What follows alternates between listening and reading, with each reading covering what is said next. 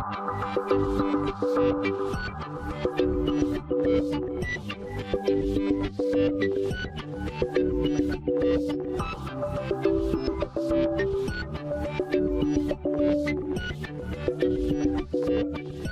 Dr. FakhriRavari, and this is Human Immunodeficiency Virus in Adults, Part 1. Nobody knows the exact origin of HIV virus, but it probably spread from non-human primates to humans in the 1900s.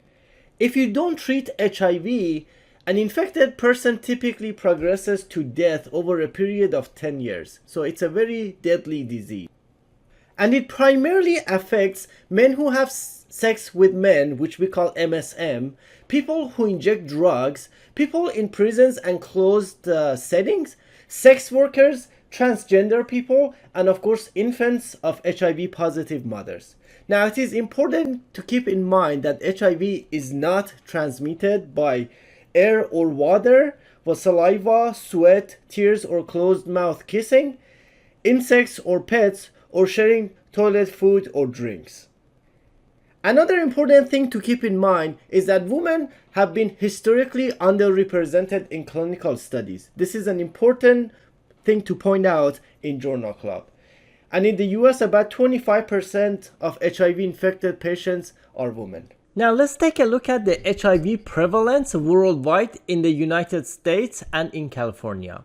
So in the left-hand side, we can see a figure of prevalence of HIV worldwide. So on the y-axis, we are looking at the number of cases, millions of people. So there are 39 millions of people worldwide living with HIV. And when you compare it with some of the other conditions, you can see 58 million people live with Hep C virus, whereas 296 million with Hep B, and 463 million people with type 2 diabetes. In the United States, about 1.2 million people live with HIV, 2.4 million with Hep C, and 2.2 million with Hep B, whereas 37 million people with type 2 diabetes. And in California, those numbers are about 140. Now, these numbers are in thousands of people. So 140,000 people live with HIV, 320 with Hep C, and about 4 million people with diabetes. So in general, you are more likely to encounter patients with diabetes in the clinic than you are to see patients with HIV or Hep C, unless you are working in HIV clinic or immunosuppressive clinic.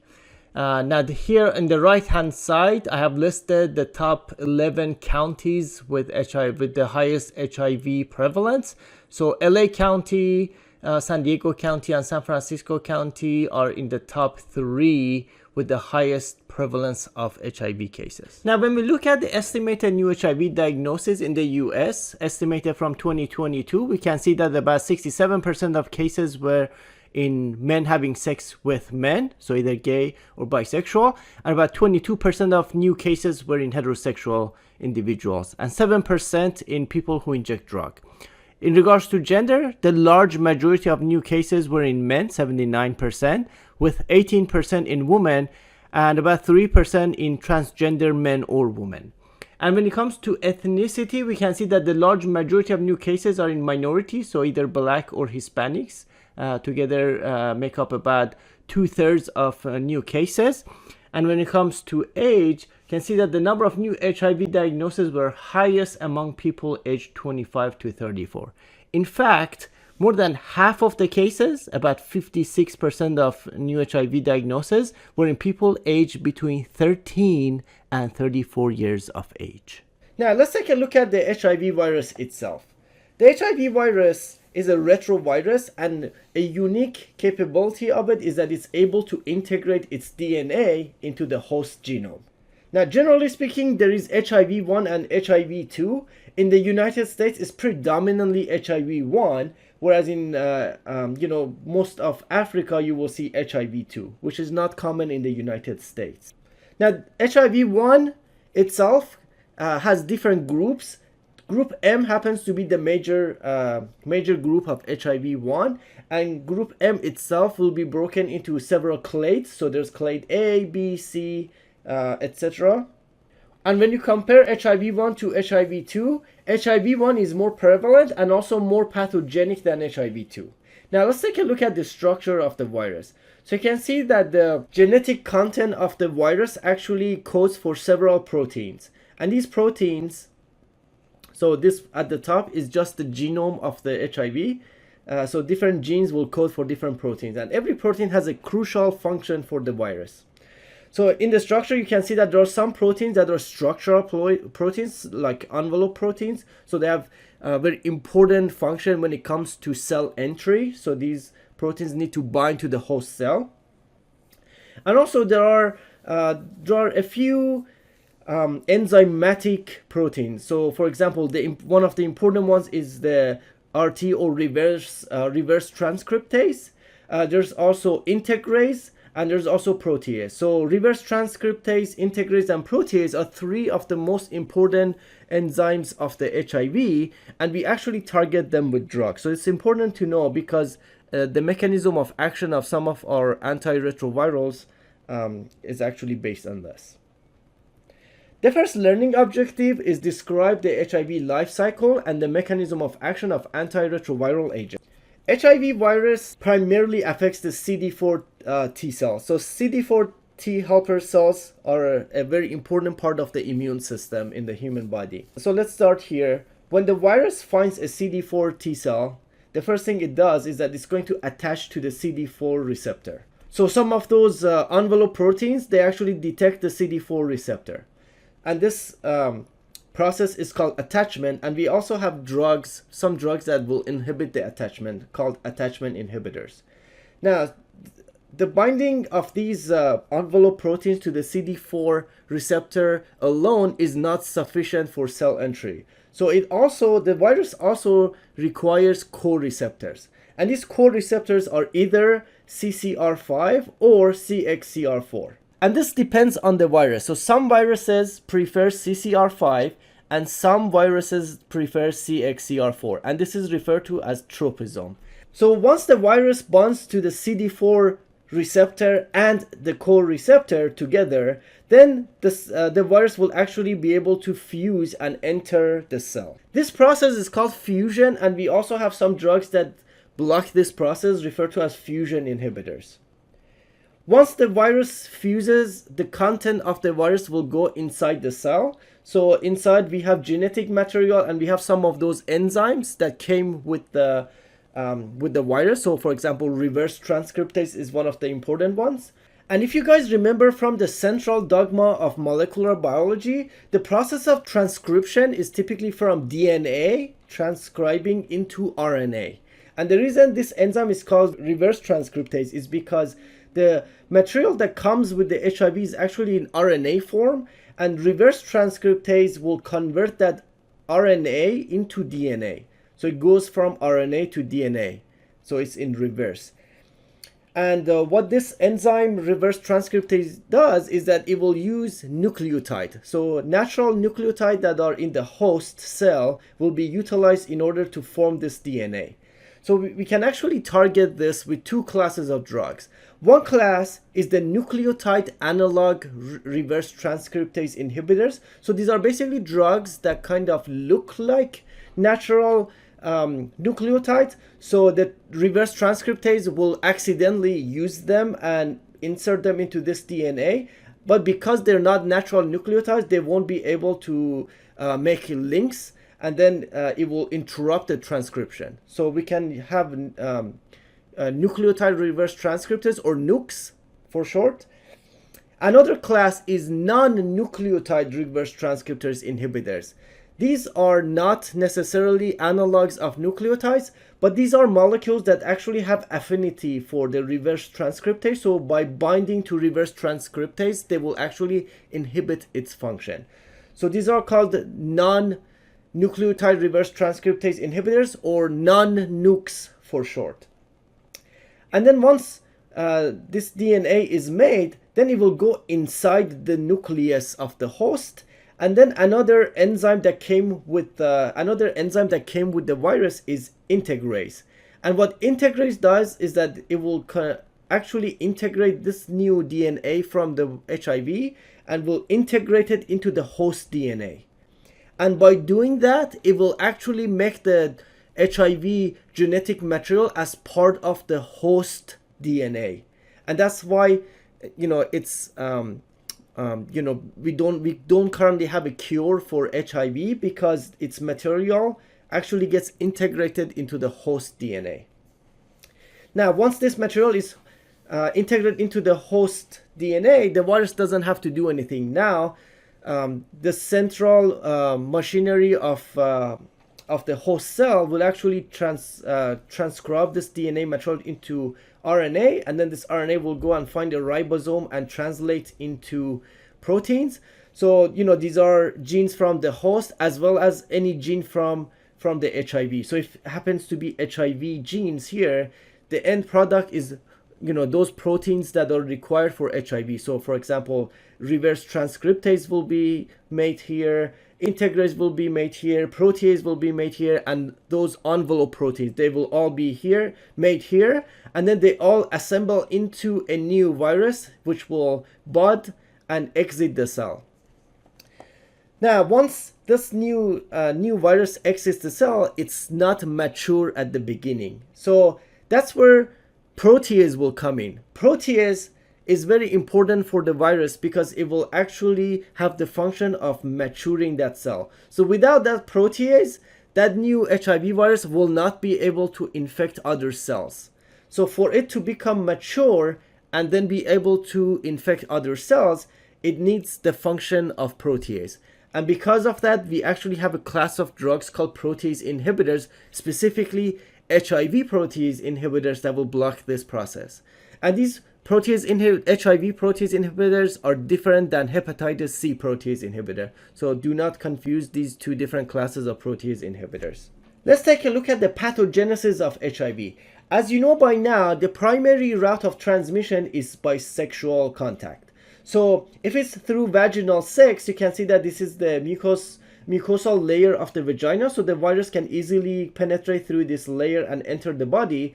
Or if it's men having sex with men, in the rectal tissue, there are dendritic cells that actually have the function of surveying the system, and this dendritic cell will actually pick up the virus to hand it to the immune system to get rid of. So regardless of which route, the virus will end up in the body and will find a CD4 T cell. It can also infect macrophages, but the primary route is through CD4. And the reason it's really important to focus on the CD4, because CD4 T cells typically are either activated or in a resting phase. When a CD4 T cell is activated, that means the cell is actually converting the genetic material into protein, whereas in the resting CD4 T cell, it's actually silent, so it's not really producing any proteins from the genetic material. And the HIV can actually infect all of them. So the reason this is important is when HIV is integrated into DNA of a resting CD4 T cell, it's hard to detect it, because the virus is actually inside the DNA, and because it's not actually being converted into any protein, there are no antigens, or there are no antigens to be detected by the immune system.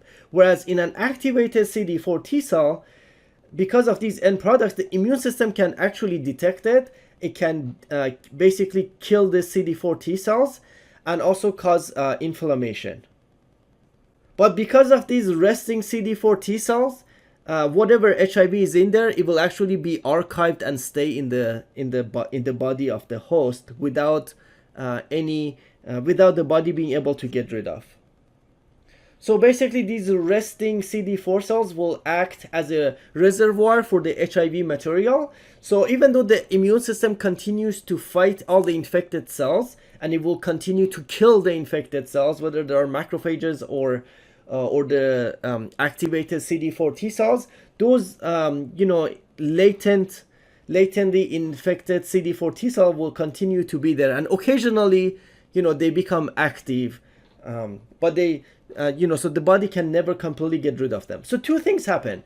As these CD4 T cells get activated, the immune system will kill them. So because of the destruction of these CD4 T cells, the CD4 T cell count will actually start to drop because some of them are dying.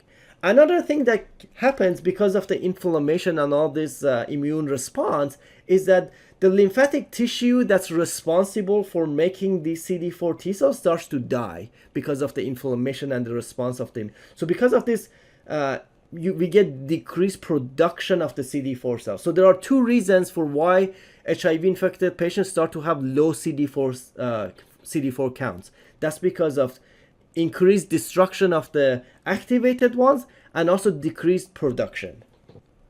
So this is a progressive disease. As patients get infected, there's acute HIV infection, which initially the immune system starts to kill all of those activated CD4 cells and infected macrophages. And then there's a period of clinical latency where, there's not a whole lot of symptoms and a lot of these CD4 T cells are resting. And then over time, because of the CD4 cells count starts to drop, then the immune system will be weakened and eventually will be non-existent, and that's when the patient will have AIDS or acquired immunodeficiency syndrome. So not everyone infected with HIV has AIDS. It's only advanced HIV that we call AIDS, and by definition, it's if the CD4 T cell count is less than 200, or if the CD4 T cell count is not available, then you can look at the percentage of the CD4.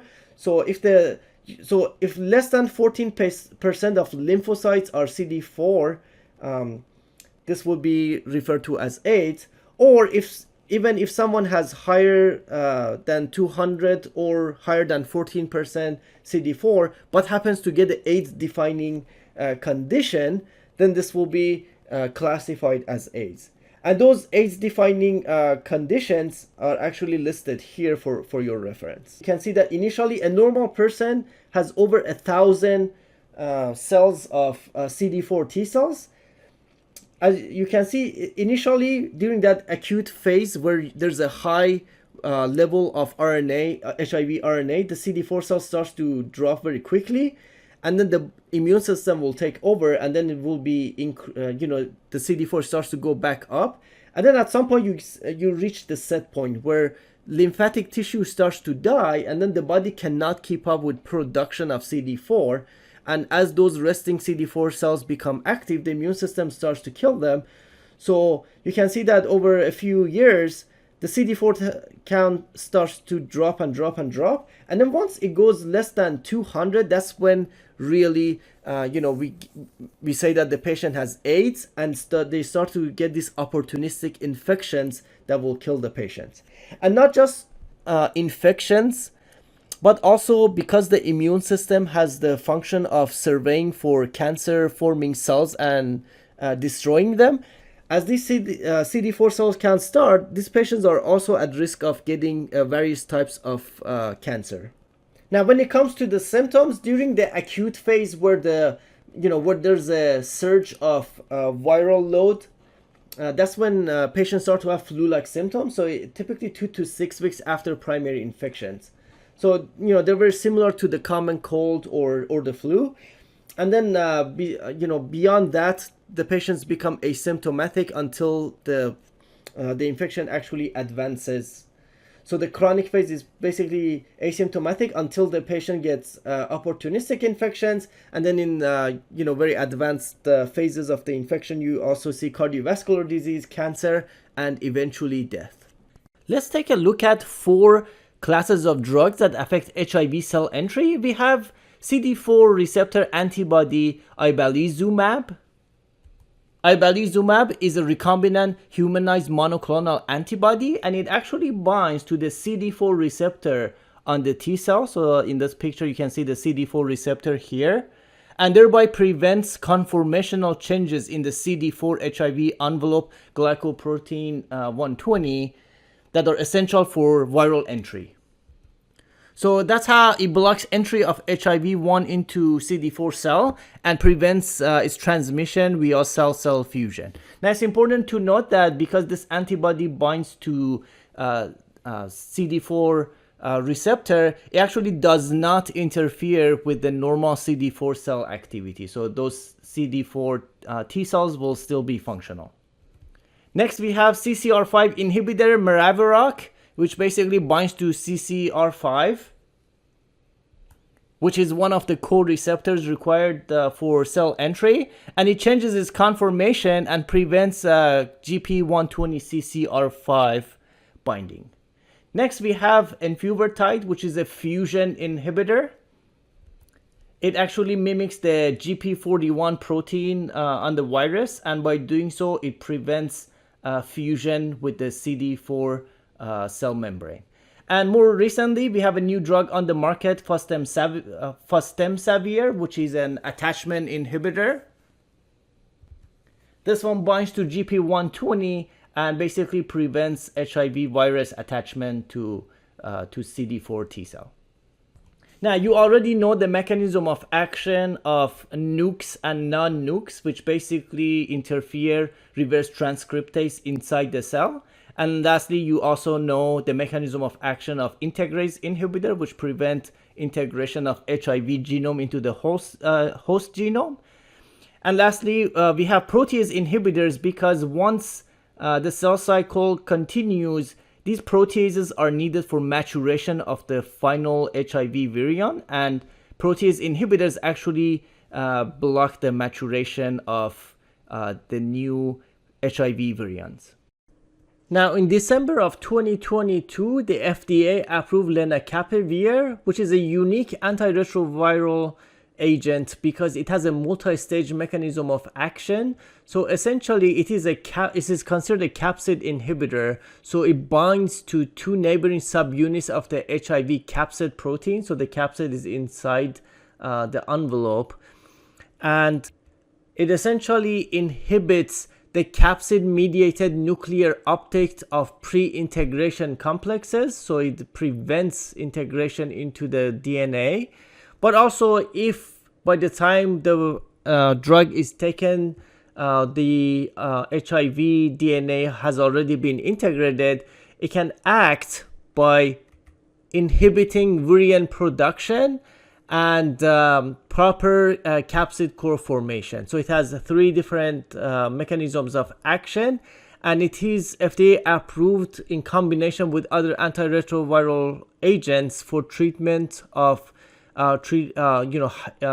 highly treatment experienced patients who have multi-drug resistant HIV infection, failing their current ART due to resistance, intolerance, or safety consideration. So far, we described the HIV life cycle and the mechanism of action of antiretroviral agents. Now, given a treatment-naive HIV-1 patient, recommend DHHS guideline-concordant antiretroviral therapy. Let's take a look at some reliable resources. For HIV infection and anything that's associated with HIV, such as opportunistic infections, we use in the United States the DHHS guidelines. So the DHHS stands for the Department of Health and Human Services, and their guidelines actually updated at least a couple of times a year, and they are available online. So they have several guidelines. They have one for HIV-1 for use of antiretroviral agents in HIV-1 infected adults and adolescents. They have one for pregnancy. They also have a couple on pediatrics. The focus of this presentation is on adult in HIV. They also have a guideline for pre-exposure prophylaxis and a couple on post-exposure prophylaxis, along with CDC guidelines for diagnosis of HIV. Let's take a look at diagnosis of HIV. These are the recommendations from the 2014 CDC guidelines. Since 2014, it's been recommended to use an assay that's a combination of antigen antibody, and these are antigen and antibodies from both HIV-1 and HIV-2. And if this does not test positive, so if it's non-reactive, now assuming that the patient has not had a risky behavior in the previous 15 to 20 days, then we can confidently conclude that the patient does not have HIV. And this test has a very high sensitivity and specificity. It does take some time for the body to make antibodies and for the antigen levels to increase in the plasma levels. Therefore, if someone has just been exposed to HIV, this test is unlikely to detect it. Now, if someone does test positive, we don't know if it's HIV-1 or HIV-2. So therefore, we need to do another assay, which is an antibody differentiation, to figure out if this is HIV-1, HIV-2, or both. If antibodies for HIV-1 are detected but not HIV-2, we can conclude that the patient has HIV-1. If the antibodies for HIV-1 are negative but HIV-2 is positive, we can conclude that the patient has HIV-2. If both of them are positive, then the patient actually is co-infected with HIV-1 and 2. And if neither of them test positive, now we have a problem, because initially the antigen antibody tested positive, but now we didn't find HIV-1 or 2. Now, to resolve this issue, we actually need to do nucleic acid test. A nucleic acid test is a lot more accurate because instead of antigen or antibody, it actually detects the HIV RNA. So if this tests positive, then we can conclude that the patient has HIV. And currently in the US, HIV-2 is not common. So the nucleic acid tests that are FDA approved are only for HIV-1. Now, if this patient does not test positive, we can conclude that the patient does not have HIV-1. And this is assuming that the patient did not have risky behavior in the past week. So it typically takes about 6 days for the RNA levels to go high enough for this test to actually detect it. This nucleic acid test is a qualitative test, so it basically tells you if the RNA is there or not. Regardless, when someone is tested positive, we actually need to do PCR in order to quantify the viral load.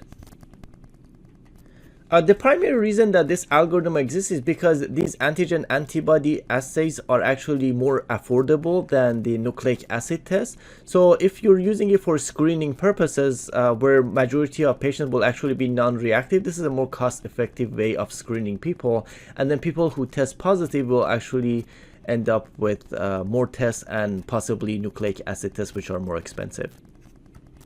Okay, let's take a look at HIV serology. So in this figure on the x-axis, we're looking at time in units of days after exposure to HIV. And you can see that the first few days, it's referred to as eclipse period. And it basically means that it takes a while for the HIV to replicate and actually become detectable. So what we basically use to detect HIV the soonest is the nucleic acid amplification test, which basically can detect it by day 6 to 8. Whereas within the first 5 days, it's going to be undetectable. And then between days 13 and 20 is when the P24 antigen can be detected, and depending on what source you look at, you will see different numbers. So some sources say 15 to 20 days, some say 13 to 20. It's clear that around 2 to 3 weeks after exposure is when this antigen will be detected.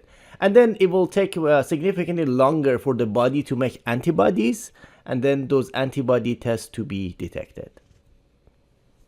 Now, up to 38% of new HIV infections are transmitted by people who are unaware of their HIV status.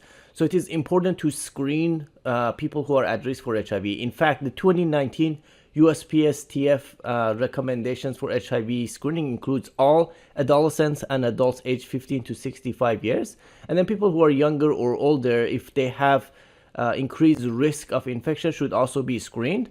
And of course, all pregnant persons, including those who present in labor or at delivery, whose HIV status is unknown, should be screened for HIV. So when should treatment be started in patients with HIV? Now, in the old days, it used to be that the recommendation was based on the CD4 count. So patients who had lower CD4 count, they were at higher risk of having opportunistic infections, cancer, and of course mortality. So and of course older HIV drugs were very toxic, so we would actually reserve it for more severe patients. But nowadays HIV drugs are very effective, they're very well tolerated, And we have clinical evidence that regardless of CD4 count, when we start treatment for HIV, we can actually reduce the rate of morbidity and the rate of mortality associated with HIV infection. And this mortality could be due to cardiovascular disease, it could be due to cancer, it could be due to opportunistic infection. So it actually can be significantly high. And HIV treatment can actually reduce these numbers significantly.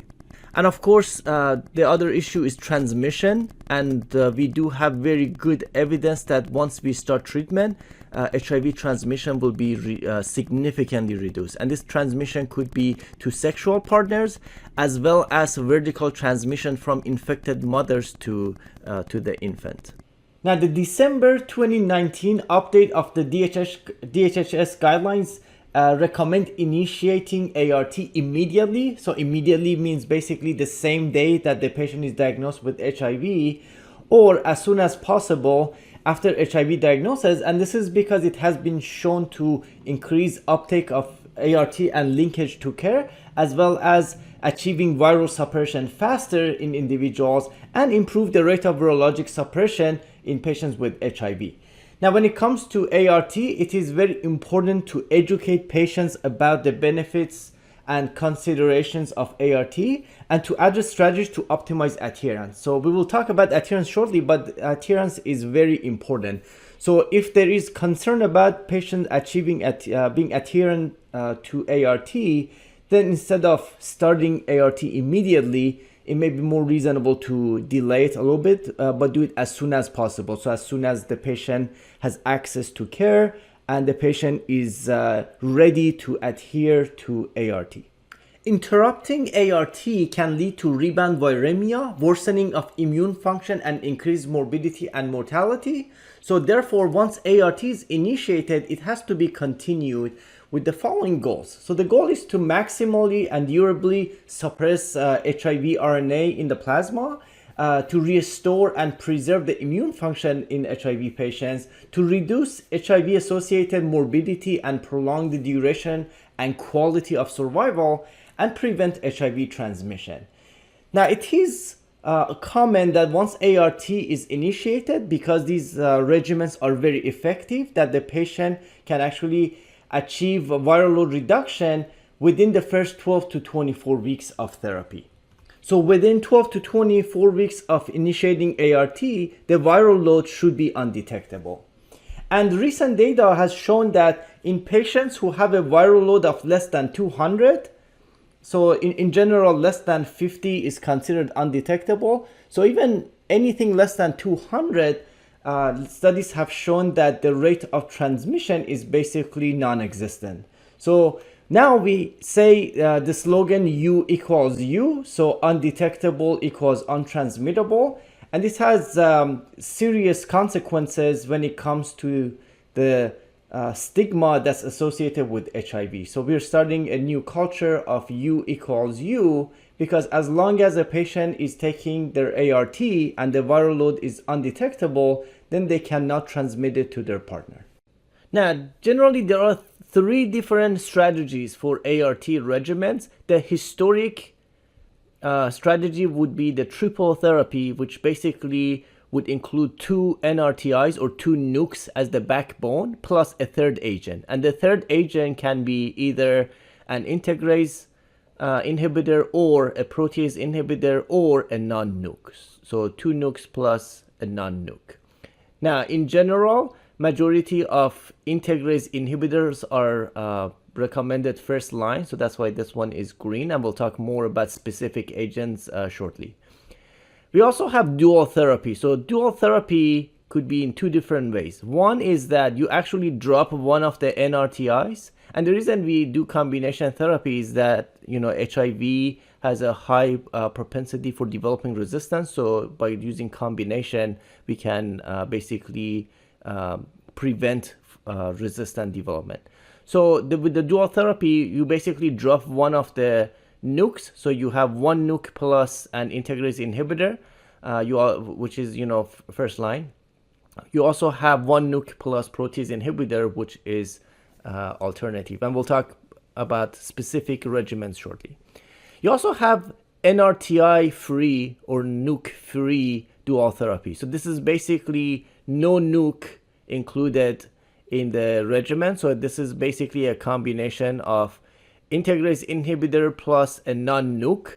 And the reason this is red is because it is not recommended as initial treatment. It's recommended for people who already have received treatment from another ART and achieved undetectable viral load. Then they can switch to this strategy. Another non-nuke dual therapy includes integrase inhibitor plus protease inhibitor. Now, generally speaking, majority of first-line regimens that are recommended follow this rule that you need a backbone plus a third agent. So we use 2 nukes or 2 nucleotide reverse transcriptase inhibitors as a backbone plus a third agent. So it's important to have this combination in order to prevent HIV from developing resistance. And generally speaking, we have 3 backbones that are commonly used. So we have Epzicom, which is a combination of lamivudine and abacavir. We have Truvada, which is emtricitabine and tenofovir disoproxil fumarate. And we have Descovy, which is a combination of emtricitabine and tenofovir alafenamide. And I'll explain what's the difference between tenofovir disoproxil fumarate and tenofovir alafenamide shortly. Now, lamivudine and abacavir are 2 nukes that are commonly used in combination in Epzicom. So this would be 1 pill that would be used as a backbone. So if you are to use Epzicom as the backbone, you still need a third agent to go with it. Between lamivudine and abacavir, lamivudine also has activity against hepatitis B. Abacavir does not. So it's important to make sure that you are aware whether the patient also is co-infected with hepatitis B. Because, for example, if we are using something that covers hepatitis B and then later you decide to switch it to something that does not cover hepatitis B, the patient can have reactivation of Hep B and possibly Hep B flares, which could potentially be fatal. Now, all of these drugs in this class of NRTIs or nukes, because they actually are analogs of nucleic acids, that means that any RNA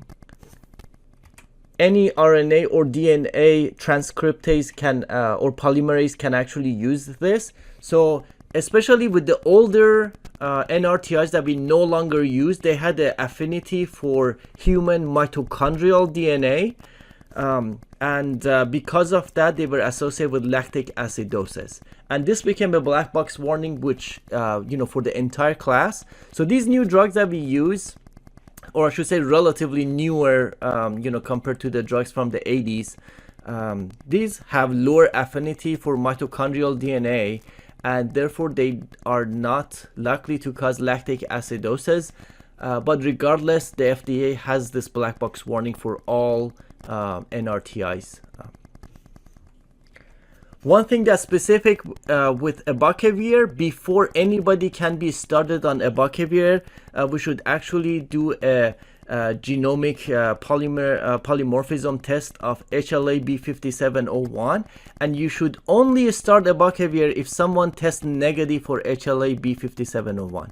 And that's because people who test positive for HLA-B 5701 are at least they have a at least 50% increased risk of having fatal hypersensitivity reaction to this drug. So it's crucial to test this before starting abacavir. So that becomes one of the limitations of using abacavir, because you cannot. So if somebody tests HIV positive and you want to use this, you have to order this test, and it typically takes a few days, around a week, to come back.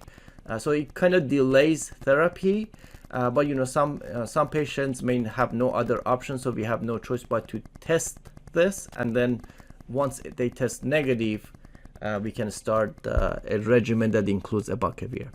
Now, all NRTIs are renally cleared except abacavir. So abacavir is actually cleared hepatically, so you may need to dose adjust it in patients with mild hepatic dysfunction, whereas all other NRTIs actually need to be renally adjusted. So, for example, lamivudine, creatine kinase cutoff is 50. Now, as a class, all NRTIs can cause nausea, vomiting, headache, rash, and increased liver enzymes. Lamivudine specifically is very well tolerated in general, but it does, cause in some patients fatigue and insomnia. Abacavir, of course, can cause hypersensitivity reaction, especially if patients have HLA-B 5701. So HLA-B 5701 positivity is a contraindication, and of course, it can also cause fatigue. Now, when it comes to the other combinations for the backbone, we have either Truvada or Descovy. So Truvada was their first, which is a combination of emtricitabine and tenofovir disoproxil fumarate. And these two combinations, both of them cover hepatitis B. And of course, they still have this lactic acidosis black box warning, which all NRTIs do. And both of them are renally cleared. So creatine kinase cutoff of 50 for these two. TAF or tenofovir alafenamide is a newer formulation of tenofovir, which is actually creatine kinase cutoff is lower. So you can actually still use it in some patients with CKD. Generally speaking, these drugs are very well tolerated. Emtricitabine specifically can cause hyperpigmentation. TDF can cause nephrotoxicity and bone mineral loss, and this in fact is the reason that we actually came up with a new formulation of tenofovir alafenamide, which still does have nephrotoxicity and bone mineral loss, but it's significantly less compared to TDF, and I'll explain that more. Now, note that this tenofovir does not cause bone toxicity in the sense that it does not cause bone marrow suppression. It just causes some bone mineral loss. So this is not the same as bone mineral suppression. This just increases the risk of osteoporosis. Now let's take a look at the difference between TDF and TAF. So tenofovir itself is the actual drug. Tenofovir is the actual drug that's an analog of a nucleotide. And that's what needs to go inside the target cell to block HIV replication. The problem is when you orally take tenofovir, it's actually not absorbed. So this part is the GI tract, and when you take a pill of tenofovir, you would like it to be absorbed and go into the blood, and then the blood, in the circulation, HIV actually is inside the CD4 cell. So the target cell is the CD4 cell. That's where HIV replicates. You want this tenofovir to be absorbed into the blood, and then from the blood to go to the CD4 cell, and then find the HIV virus and block its replication. The problem is tenofovir is not absorbed. So we had to do something. We had to come up with some sort of salt formulations that increases absorption. And that's why we had TDF. So tenofovir disoproxil fumarate actually gets absorbed from the GI tract. So if you were to give 300 milligram, it gets absorbed. And then a tiny portion of what gets absorbed goes to the target cells, CD4. Okay, and that's how much we need in the CD4 in order to prevent replication of HIV. Now the problem is the majority of this tenofovir is staying in the plasma where we don't need it. And guess where it goes? It goes to the kidneys. It's gonna go to the kidneys and it's gonna cause nephrotoxicity. It's also gonna go to the bones and cause bone mineral loss, things that we do not like.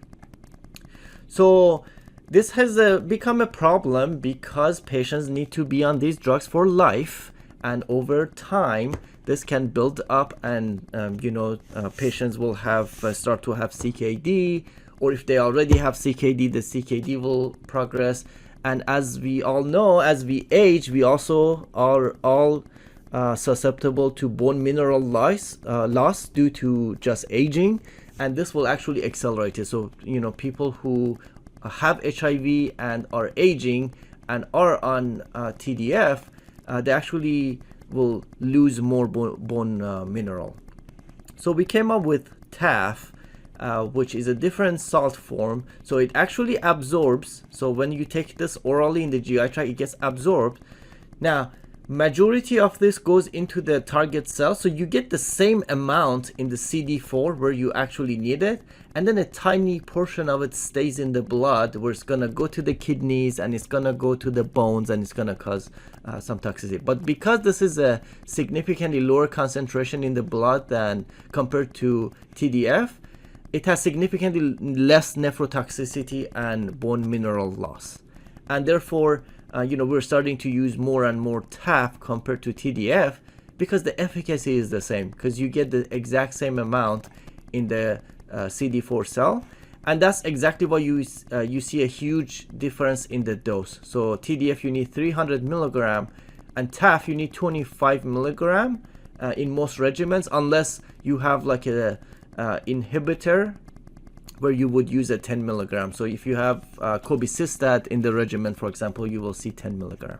So which regimen should be initiated in a person living with HIV who has not received treatment in the past? So for people without a history of using cabotegravir as HIV pre-exposure prophylaxis, which is essentially most patients who are diagnosed with HIV, DHHS guidelines recommend a second generation bictegravir combined with a backbone of 2 nukes. So we have bictegravir, which is a second generation integrase inhibitor combined with emtricitabine and tenofovir alafenamide, and this is available as a single tablet regimen, Biktarvy. We also have dolutegravir based regimens.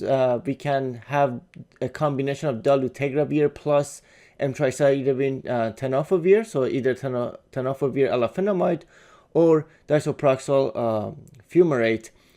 This essentially means that you would need 2 tablets, either TBK, which is the dolutegravir part, plus the backbone of Descovy, or TBK plus Truvada. So this will essentially have patients on two pills. We also can have dolutegravir plus lamivudine tenofovir. So it's either TBK plus Simduo or TBK plus Temixis. We also have a combination of dolutegravir plus a single nuke as a backbone. So this essentially has lamivudine as the only backbone, and this is available as a single tablet regimen, Dovato. These regimens are recommended first line because they are very effective, they have a high barrier to resistance, and they are well tolerated, and they have minimal drug interaction. So these are essentially work very effectively for most patients. Now, for people who have a history of using cabotegravir as HIV pre-exposure prophylaxis, so essentially cabotegravir is an integrase inhibitor, and patients were taking it to prevent getting HIV, and they got HIV anyway because they could potentially have integrase inhibitor resistance. For these patients, we do need the results of HIV resistant testing before we can start these first-line recommended regimens. In the meantime, if we are to start ART while we wait for the results of the resistant testing, it is recommended to use a boosted darunavir regimen for these patients. So darunavir can be boosted by either cobicistat and ritonavir. And what this means is that cobicistat is essentially a potent inhibitor of CYP enzyme. So by inhibiting metabolism of darunavir, it boosts its levels. So does ritonavir. Ritonavir itself is actually an HIV protease inhibitor like darunavir, but it's such a potent inhibitor of CYP enzymes that we use them at such a low doses that it's not likely to do anything to HIV, but it has significant boosting effect on darunavir. Now, with darunavir cobicistat with the backbone of emtricitabine and tenofovir, it does come as a single tablet regimen, Simtuza, but also we can take multiple tablets. So Prescobix, which has darunavir and cobicistat in it, with a backbone of either Descovy or Truvada. When it comes to ritonavir boosting, darunavir and ritonavir are separate pills. So Prezista is darunavir, Norvir is ritonavir, and then we can have backbones of 2 nukes added to that. Now, one thing that I do want to mention as far as first-line recommendation with dolutegravir and lamivudine, because it only has a single agent as the backbone, there are three things to consider. One is that because it only has one drug active against Hep B, people who have Hep B co-infections do need another regimen to be active against Hep B, because Hep B can develop resistance against this. In other words, people who have Hep B co-infection, when you have emtricitabine and tenofovir, so we have two drugs that are active against Hep B, those are fine. But when you drop one of the Hep B active agents, then you should have another agent on board to avoid Hep B resistance.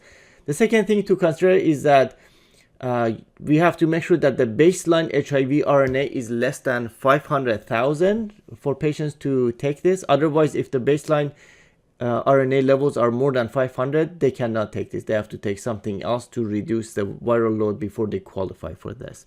And the third one is that only HIV, only for patients who had genotypic resistant testing performed to rule out resistance. Now, the third group of people to consider is, what if the results of the resistant testing comes back and the patient actually has an integrase inhibitor resistance. So for these patients, we have, as mentioned, boosted darunavir regimens that we can consider. Now, this obviously comes with a lot of drug-drug interactions. So if drug-drug interactions are prohibiting the patient to be on these regimens, other options are doravirine-based regimens. So we have a single tablet regimen, Describe, which has doravirine, lamivudine, and TDF in it. There's also, if someone doesn't want the TDF and TAF is preferred, then 2 tablets can be used. So doravirine plus Describe as the backbone. And then also we have rilpivirine as a single agent. So Complera has TDF in it and Odefsey has TAF in it. But essentially, this is perhaps the last as a last resort here, because patients who take rilpivirine, we have to make sure that at baseline the RNA level is less than 100,000, and the CD4 count has to be at least 200 or higher in order for patients to take this. Otherwise, if the CD4 is less than 200, or if the viral load is more than 100,000, this is not going to be as effective. Now, obviously, some patients cannot tolerate tenofovir, so because of the bone toxicity and the renal toxicity. So, for example, if someone has osteoporosis, perhaps tenofovir is not the best agent for these patients, given that they need to be on this for a very long time, perhaps lifelong. And also patients who have nephrotoxicity, because we have other agents that are not nephrotoxic, it's best to avoid tenofovir. So these are the tenofovir sparing regimen. So as mentioned previously, dolutegravir, lamivudine is actually first line even for patients who don't have a need for avoiding tenofovir. That's a good regimen as long as the viral load is less than 500,000. Other available options are dolutegravir, abacavir, and lamivudine. So this essentially doesn't have tenofovir, but the 2 backbones includes abacavir. Now, in order to use abacavir, it is important for patients to have a test called HLA-B 5701 in order to safely start. So if the results of this test is not available, we cannot start abacavir. So anything that has abacavir cannot be started, because patients who have these HLA-B 5701, they're very likely to have a hypersensitivity reaction that can be fatal.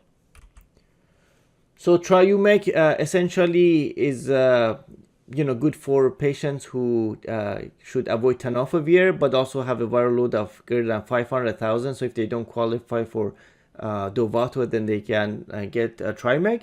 One last point about abacavir is that it is associated with increased risk of cardiovascular disease. So for patients that have either established cardiovascular disease or if they have multiple cardiovascular risk factors, it is recommended to consider avoiding abacavir-based regimens.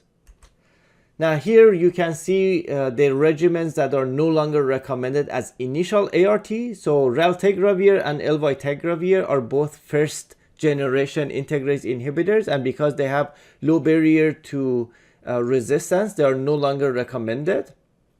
Raltegravir also has the problem of having high pill burden, so this is multiple pills. It is not available as a single tablet regimen. Elvategravir cobicistat is available as a single pill, single tablet regimen, but unfortunately, because it's pharmacokinetically boosted, it has drug-drug interaction. So other drugs that are being given to the patient needs to be checked for interaction. So for that reason, it's complicated and it's no longer recommended as first line. Boosted atazanavir, because of its toxicity, specifically hyperbilirubinemia. In fact, some clinicians refer to atazanavir as bananavir because patients typically get a yellowish skin because of this liver toxicity. And because it's boosted, it has drug-drug interaction, so it's not recommended. Efavirenz not only has a low genetic barrier, but the toxicity includes the neuropsychiatric effects as well as suicidality, and it also has many drug-drug interactions. So it really is not recommended as a first line, and patients in general should not be on efavirenz-based regimens, since we have many other regimens that are effective and well tolerated.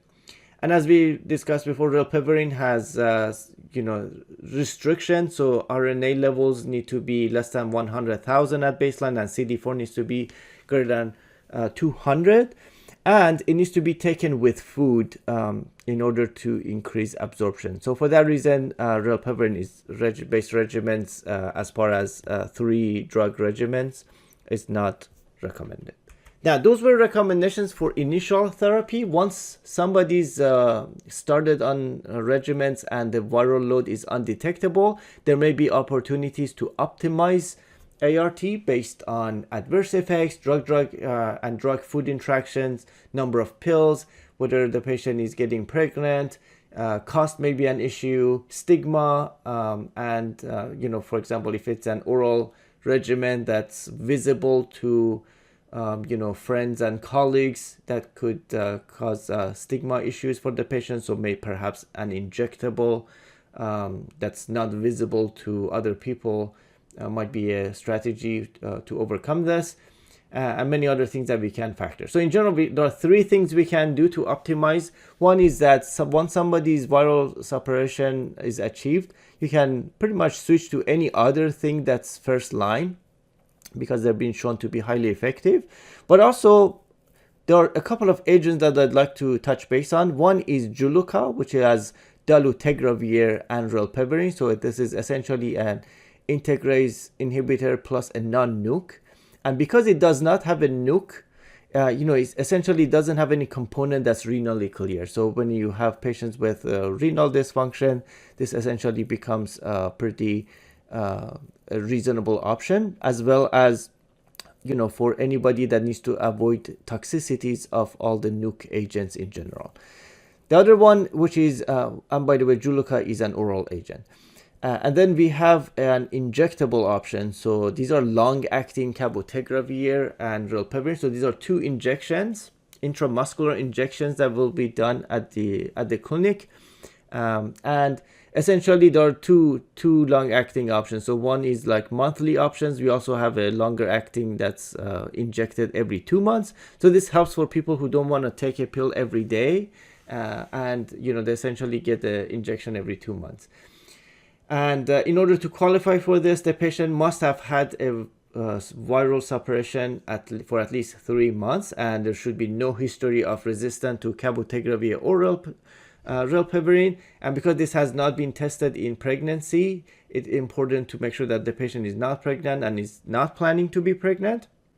Now, because these are long-acting, there's always the risk that if somebody's going to have a hypersensitivity reaction, then this drug is in the system for 2 months. So if there is a concern for that, there is an oral option that's a short acting. So this is essentially taken daily, just to make sure that the patient tolerates it. So, if they're getting cabotegravir and rilpivirine for the very first time, and you want to make sure that they're not allergic to it, Vocabria is an option before they switch to the long acting, but it's optional because what we have seen in the studies is that the large majority of patients tolerate this, so hypersensitivity reaction or allergies are extremely rare to these drugs.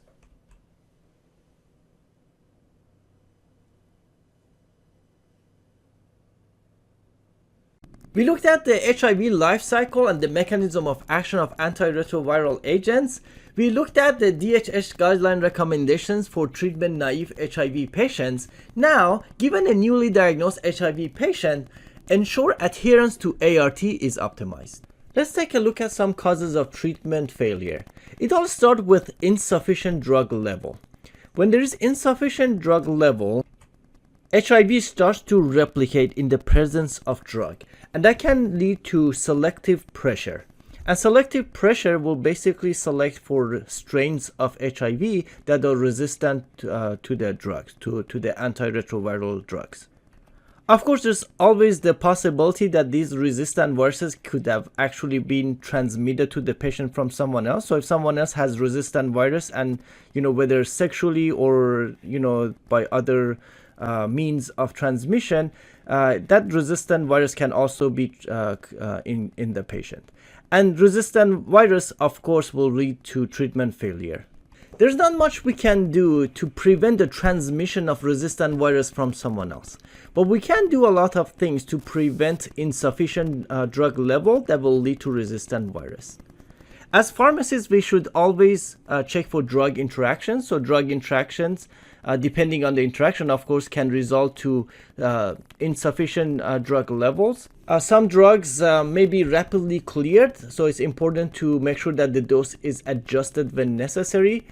Poor absorption, so depending on the drug, whether it needs to be taken with food, the absorption of the drug could be affected, so that's important to keep in mind. And of course, there are some things that are out of your control, like host genetics. And sometimes the wrong dose may be given to the patient. So as pharmacists, we can ensure that the right dose is given.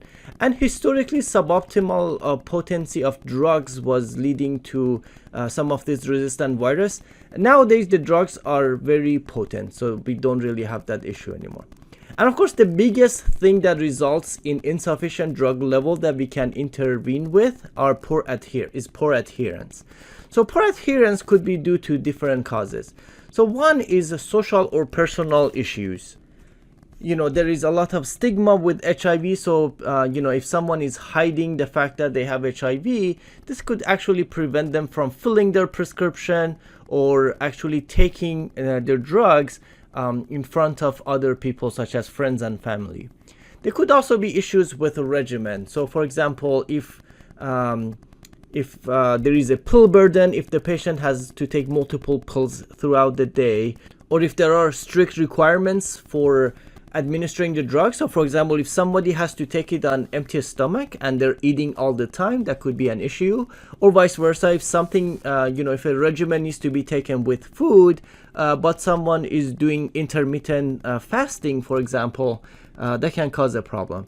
And of course, toxicity. So sometimes, although most regimens nowadays are well tolerated, occasionally if somebody has some toxicities or some adverse effects of the drug, that they could actually stop taking it. For example, if somebody starts to have a rash or nausea, that could be a reason for people to stop taking their drugs. And adherence is extremely important. Now, this study was was published in 2000, so these numbers may actually be different today because our drugs are more potent. But what they looked at is that they looked at different percentage of adherence and looked at the percentage of patients that actually had virologic failure on the vertical axis. So you can see that when adherence was less than 70%, the HIV regimen basically became worthless because the failure became as high as 82% or even more. And you can see that around 90 to 94% adherence was really required to have high or less failure rate, and really 95%. And of course, those agents that were used here were less potent compared to what we have today. But regardless, it's recommended that adherence of 90 to 100% is necessary to achieve and maintain viral suppression. So it's very important to talk to patients to make sure that they're actually ready to adhere to these drugs, because this is a lifetime commitment. So we need to make sure they're ready for adherence before we actually initiate them, because once you initiate them, you do not want them to interrupt the regimen, because that will lead to selective pressure, which can lead to resistant viruses. So this 90 to 100% adherence is very crucial.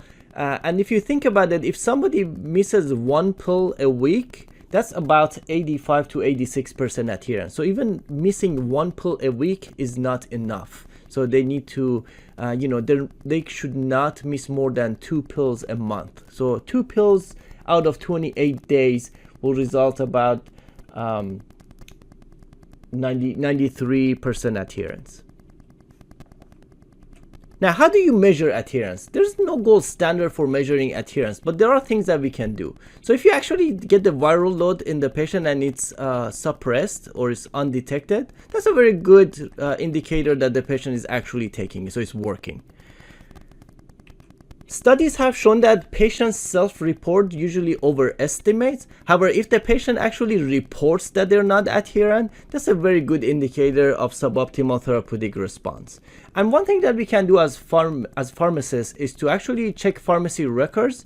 For example, if somebody had a 30-day supply and they haven't filled it for 3 months, that's a good indicator that they haven't been taking their medications. And you can actually occasionally do a pill count to make sure that they're actually taking it.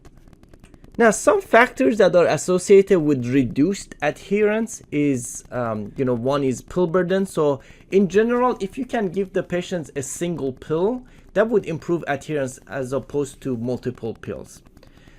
One issue is low literacy. So if the patient cannot read the instructions that are on the label, that could lead to adherence. So for example, if you have a regimen that the patient needs to take twice a day, but they're taking it once a day, that's going to result in suboptimal exposure to the drug. So it's important to make sure that the patient understands how to take their medications.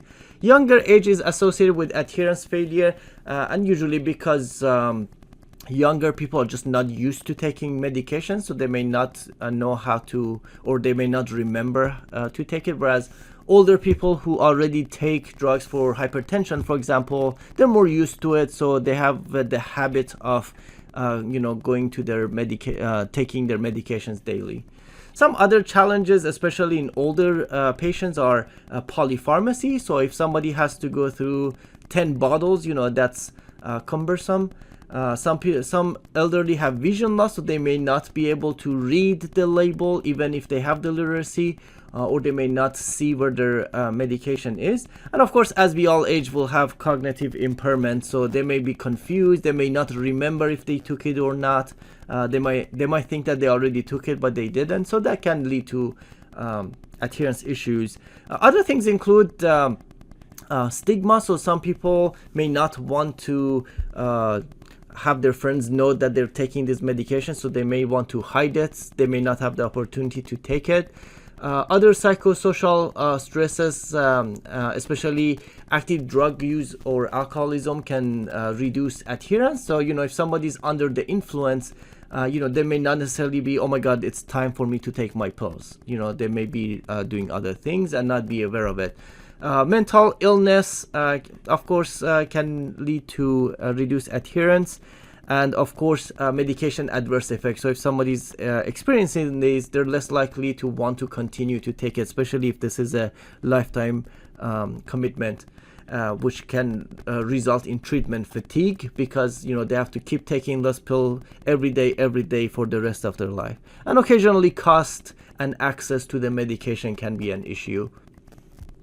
And of course, the opposite of those factors will improve adherence. So for example, if you simplify the regimen, once daily dosing, that can improve adherence. And when it comes to adherence, we as pharmacists have a key role. There are many things we can do to improve adherence at the pharmacy.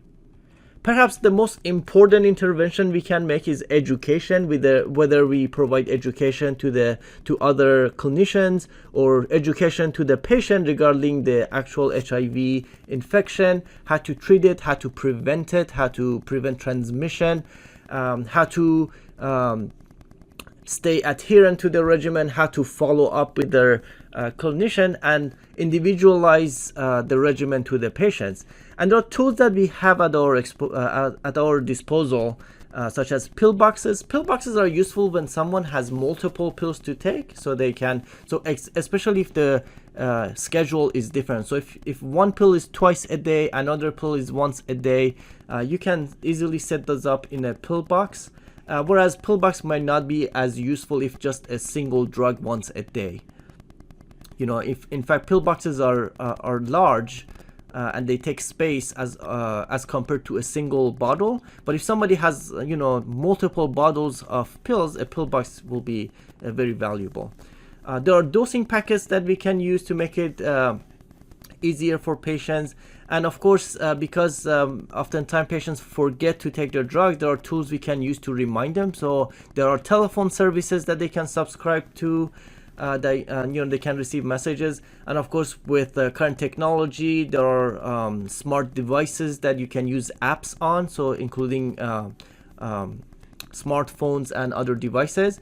You can also, if someone doesn't have a smart device, they can actually set an alarm on their watch. So when the alarm goes off, similar to some of the techniques that we tell patients to remember their birth control, basically. And of course, there are other tools that we can do to improve adherence. Now the question is, so if someone has adherence issues, we still need to treat them. So how are we going to approach it?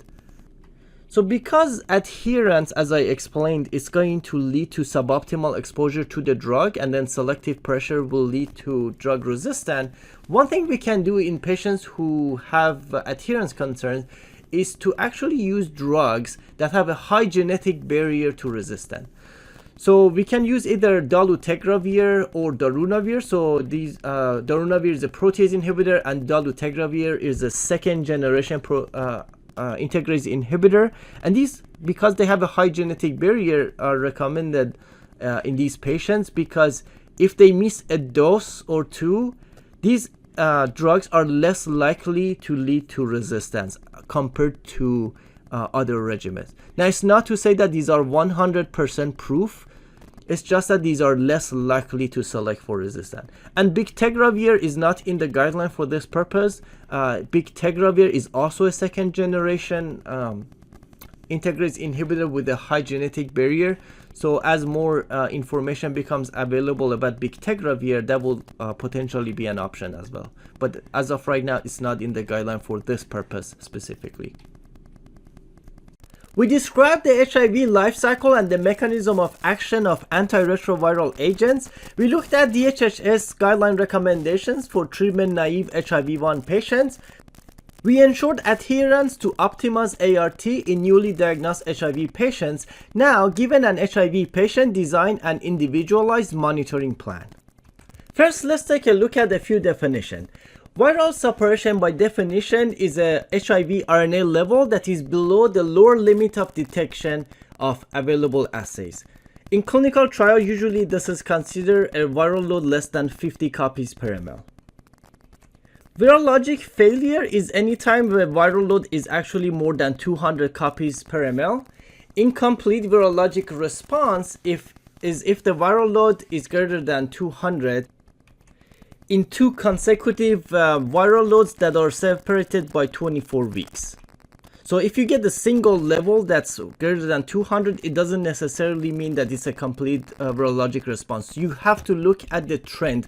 So it could be that the viral load is greater than 200, but it's trending down. So it's important to get a second one and to see if it's trending down or up.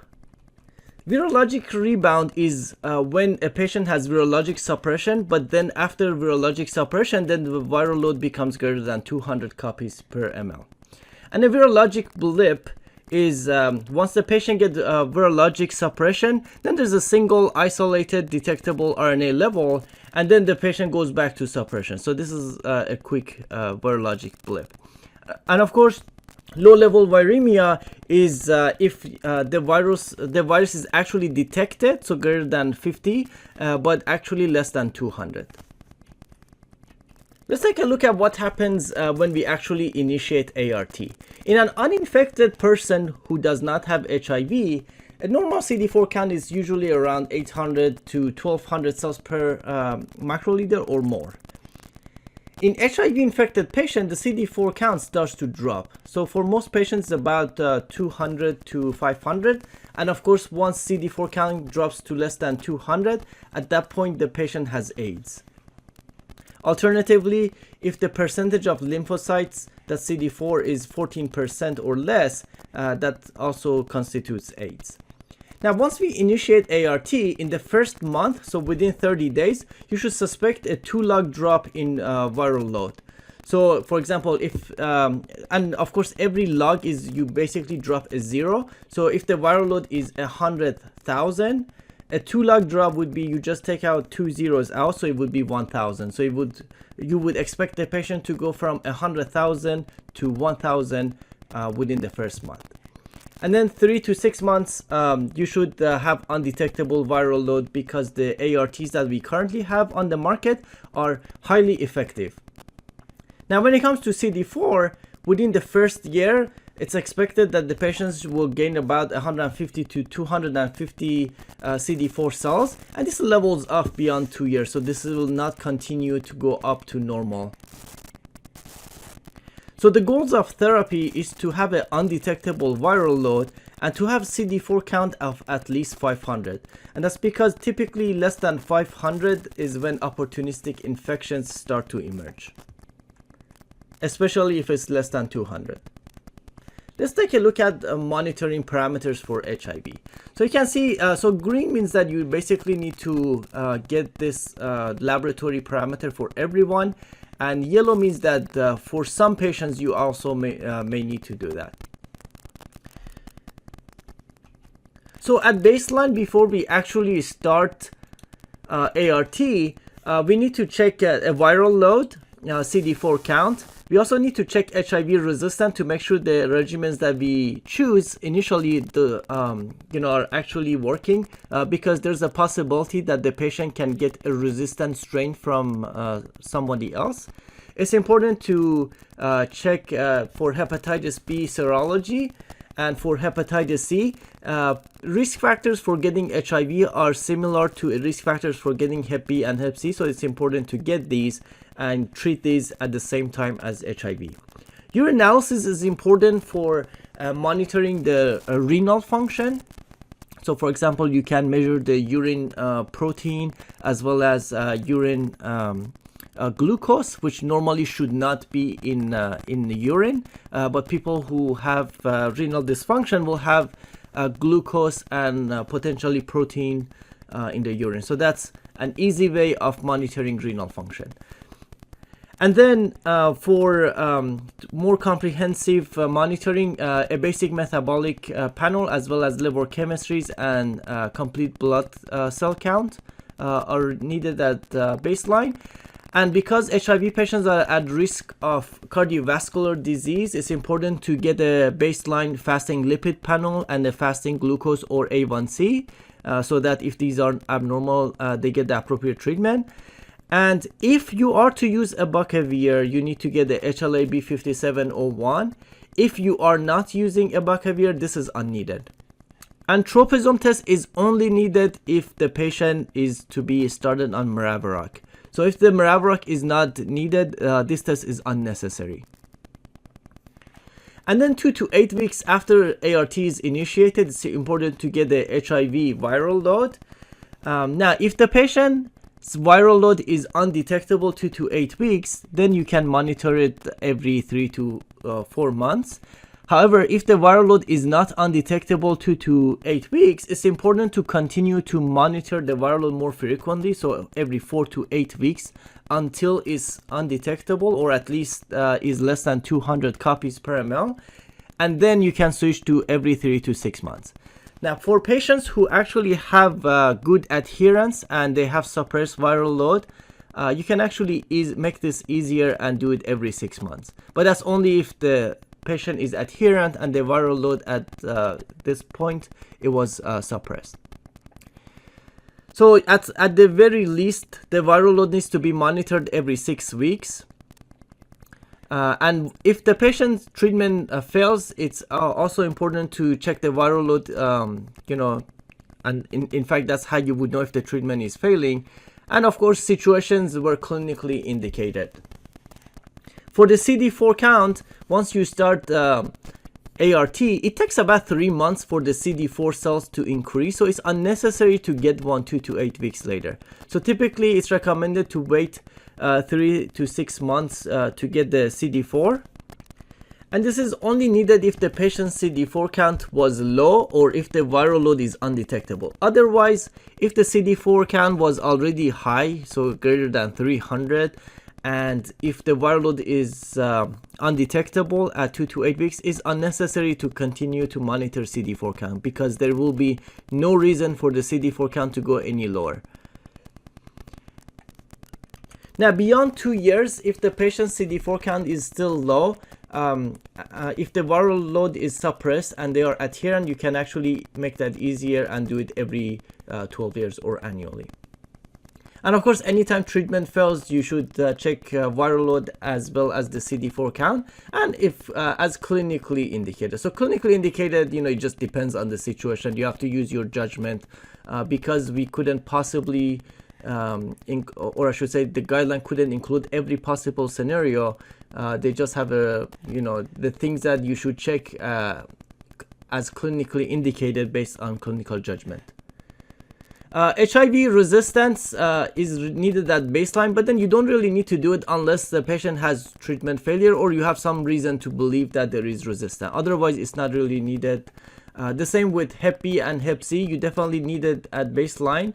If someone is at risk of getting Hep B or Hep C, or especially with Hep B, if they're unvaccinated, it's good to check these annually. Urinalysis that you need at baseline for renal function monitoring, you really need to get that every 6 months if someone is on tenofovir, so either TDF or TAF, because these are nephrotoxic. It's important to get urinalysis every 6 months. Otherwise, if someone is not on tenofovir, then you need urinalysis once a year or every 12 months, and if clinically indicated. For BMP and liver chemistries, you do get them at baseline and then 2 to 8 weeks just to make sure that the patient is tolerating the drugs, and then every 3 to 6 months just to make sure the drugs are not causing any toxicity. With the complete blood count, you do it at baseline, and then anytime that you need to get the CD4 count, for example, if you do need the CD4 count every 3 to 4 months, you also get the CBC. But at the very least, it's also recommended to get it every 6 months, and if clinically indicated. For the fasting lipid panel and glucose and A1C, you only need it annually, so at baseline and then every 12 months, unless if they were abnormal at baseline. So if someone's lipid panels was abnormal, you should do it twice a year. And the same with A1C. If A1C was abnormal or glucose, you should do it every 3 months. HLA-B 57, you really don't need to repeat it once you get it at baseline. And that's only if you need abacavir. So if abacavir is not in the picture, you never need the HLA-B 5701. Tropisome, you only need it if someone is on Maraviroc. If the Maraviroc is not in the picture, you never need it. So if you are to use Maraviroc, you need it at baseline. And then if the patient has treatment failure, you need to recheck tropisome, and if clinically needed. You can use Maraviroc if the tropisome test shows CCR5, not CXCR4. We looked at the mechanism of action of antiretroviral agents and what DHHS guideline recommends for treatment of HIV patients. We ensured adherence to ART is optimized and designed an individualized monitoring plan. Now, given a prescription for antiretroviral agents, provide patient counseling for adverse effects. All right, let's take a look at the food requirements for these various antiretroviral regimens. For many of these regimens, there is no food requirement, meaning that the patients can take them with or without food. However, note that anytime you have elvitegravir, it needs to be taken with food, as well as anytime you have rilpivirine in the regimen. So, Odefsey and Complera have rilpivirine, so that requires food. Juluca also has rilpivirine, so because of the rilpivirine component, food is required. And also in general, protease inhibitors, darunavir and etazanavir, they require food. That's to improve absorption. Efavirenz is the opposite. So efavirenz should actually be taken on empty stomach. And again, even for efavirenz, food will increase absorption. But because there are such neuropsychiatric adverse effects with efavirenz, we actually want to minimize the absorption of efavirenz. So that's why it's recommended to take it on empty stomach. In fact, so much so that more recently, a new formulation of efavirenz came to the market with a lower dose, just to make it more tolerable for patients. Let's take a look at the safety profile of some of these combination regimens. So lamivudine is included in Epzicom, and it's generally well tolerated. As a nuke, it generally can cause, general headache, some GI issues, fatigue, insomnia, and some increases in liver chemistry, but nothing too serious, including rash. So in general, these are very mild and very well tolerated. Now, these are the newest nukes. Some of the oldest nukes that are no longer used, they used to have strong inhibition of DNA polymers in patients, which would lead to lactic acidosis. So because the mechanism of action is the same, you will see that lactic acidosis will listed in the package insert of any nukes, but the risk is very minimal. For abacavir, of course, there is a risk of fatal hypersensitivity syndrome, so it is important for patients to have a HLA-B 5701 allele. And this actually is 5 to 8% prevalent in Caucasian population. Symptoms of this hypersensitivity reaction includes fever, abdominal pain, and rash, and usually is within 2 weeks of starting abacavir. But because it can be fatal, if this occurs, it must be discontinued. Abacavir must be discontinued. Lastly, abacavir has been associated with increased risk of cardiovascular disease in observational studies, although the data is mixed on this because we have so many other safe agents available. It's best to avoid abacavir in patients with established cardiovascular disease or if they have multiple risk factors. Let's take a look at Truvada and Descovy. So tenofovir, in general, if this mnemonic helps, there is a NOF in tenofovir. So N for nephrotoxicity, O for osteotoxicity, and F for Fanconi syndrome, which is, basically wasting of electrolytes in the kidney. But Fanconi syndrome is very rare. Now, with osteotoxicity, it's important to note that this is actually talking about bone mineral density loss. It is not myelosuppression. Of course, TAF can reduce nephrotoxicity and osteotoxicity with tenofovir. And lastly, emtricitabine has this unique adverse effect of hyperpigmentation, in addition to GI adverse effects, as well as mild increase of liver chemistries. With Stribild and Genvoya, which include elvitegravir, they should be taken with food. Elvitegravir is generally well tolerated. One thing that may occur in up to 39% of patients is proteinuria. And the cobicistat component can actually cause a small increase in serum creatinine, which can actually artificially lower GFR. We'll talk more about that in a future lecture. Bictegravir does not need boosting, so it's a much smaller pill, so it's very easy to take. It's once a day single tablet regimen, and it's very well tolerated. Now, these are the formulations that include dolutegravir. So dolutegravir alone is Tivicay, and then with 2 nuke backbones is Triumeg, and then with a single nuke backbone is Dovato. And of course, with the non-nuke, Juluca is dolutegravir plus and non-nuke rilpivirine.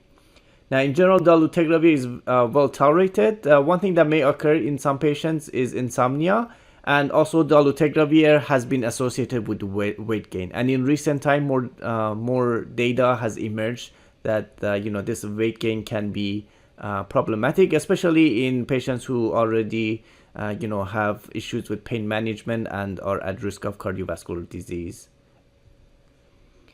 One thing to note with Dovato, because it has a single agent against hepatitis B, there is a black box warning that if someone does have hepatitis B co-infection, there has been lamivudine resistant emerge. So that's important to screen patients for Hep B and make sure that the patients do not have Hep B co-infection when using this regimen. Isentress, which is raltegravir, this was one of the oldest integrase inhibitors. The issue is that you have to take it twice a day, so it makes it challenging for adherence. And more recently, a higher dose, so HD is for higher dose, came to the market. So basically, you can do it once a day, but still, these are pretty much big pills, and the patients have to take 2 pills once a day. And one unique adverse effect of raltegravir is CPK elevation. So this is, if you remember from daptomycin, can also increase CPK. So that's something to keep an eye on with raltegravir as well. Next, we have Cabenuva, which is a combination of cabotegravir, which is an integrase strand transfer inhibitor, and rilpivirine. Now, this is the long-acting version of rilpivirine with a half-life of several weeks. Now, it's co-packaged. It's not co-formulated. It's co-packaged, meaning that there will be 2 vials in the package. So there is 1 vial for cabotegravir and 1 vial for rilpivirine, and the content of the package shows that they actually give you everything you need, including the syringes and the needles. These are intramuscular injections that are injected monthly, and most recently was also approved for injections every other month. This is significant because of the monthly injections or every 2 months injection. It could potentially improve adherence, and also it can help with stigma. So if patients don't want to have a bottle of ART regimen laying around their home, and they can just get this injection. Now, because of the very long half-life of these 2 agents, there is concern that if you just inject it into somebody and they're going to have adverse effect, or if they don't tolerate it, the drug will be in their body for a very, very long time. So there was an optional oral lead-in where you actually give the short-acting version of these drugs, which are PO, and then see if the patients can tolerate before they transition to the intramuscular injections. Initially, this oral lead-in was required, but more studies came out that they actually found that the injections are very tolerable, so it's really no concern. But that's something that can be discussed with the patient if they're not comfortable getting these long-acting agents in case they don't tolerate it. There's the option to give the oral version to see if they tolerate it, and the oral version is called Vocabria. Now, another thing about this regimen is that for patients who are treatment naive, they do need to have their viral load suppressed before they can get this drug, because there's only 2 agents in there. So essentially, they need to be on another ART regimen and have undetectable viral load before they can switch to this, to make sure that resistance doesn't occur. And that's for now. In the future, as more studies come out, that may change in the future. But currently, patients need to be treated on another regimen and have undetectable viral load before switching to Cabenuva. Now, anytime you have protease inhibitors, so darunavir and atazanavir, they have to be taken with food. Darunavir specifically is a sulfa drug, so we have discussed sulfa allergy before. It's not necessarily a contraindication, but something to be cautious, especially if you have so many other options. And someone has sulfa allergy, you can use something else, because adherence is extremely important. So the last thing you want is someone is having a reaction because of this sulfur reaction and they stop taking it. Now with protease inhibitors, typically dyslipidemia can occur, so especially increased triglyceride and cholesterol. So that's something to keep an eye on, especially with HIV patients. HIV itself is a risk factor for cardiovascular disease. One more thing with atazanavir is that a unique adverse effect is unconjugated hyperbilirubinemia. So that's something to monitor when patients are on atazanavir. Which basically, some of the manifestations is, when they have hyperbilirubinemia, they can actually start to look, have a yellowish color. Some clinicians call this bananavir, referring to the yellow color. But, given that we have so many other options, they're really not a good reason for people to be on atazanavir anymore. Relpeverin should also be taken with food. The non-nukes are only active against HIV-1. They don't have activity against HIV-2, which in general is not an issue because HIV-1 is the most, by far the most common virus in the US. And, it can cause rash, hepatotoxicity, hyperlipidemia. So this also includes increased in triglyceride as well as increased LDL. And if patients were to overdose or achieve supratherapeutic concentration, it has relpeverin can also cause QTc prolongation. Efavirenz, of course, should be taken on empty stomach because food increases its level to unsafe levels, and there are serious adverse effects, so including depression and suicidality, including people who attempted suicide. So it's a very serious adverse effect.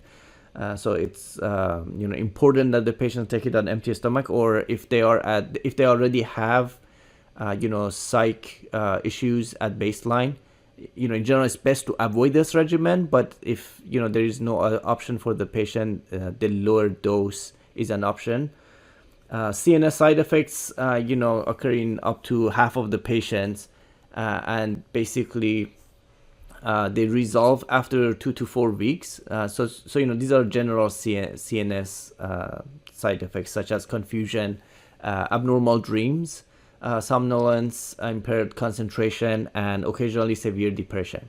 Now, one thing that also helps with abnormal dreams is if we tell the patient to take this at bedtime.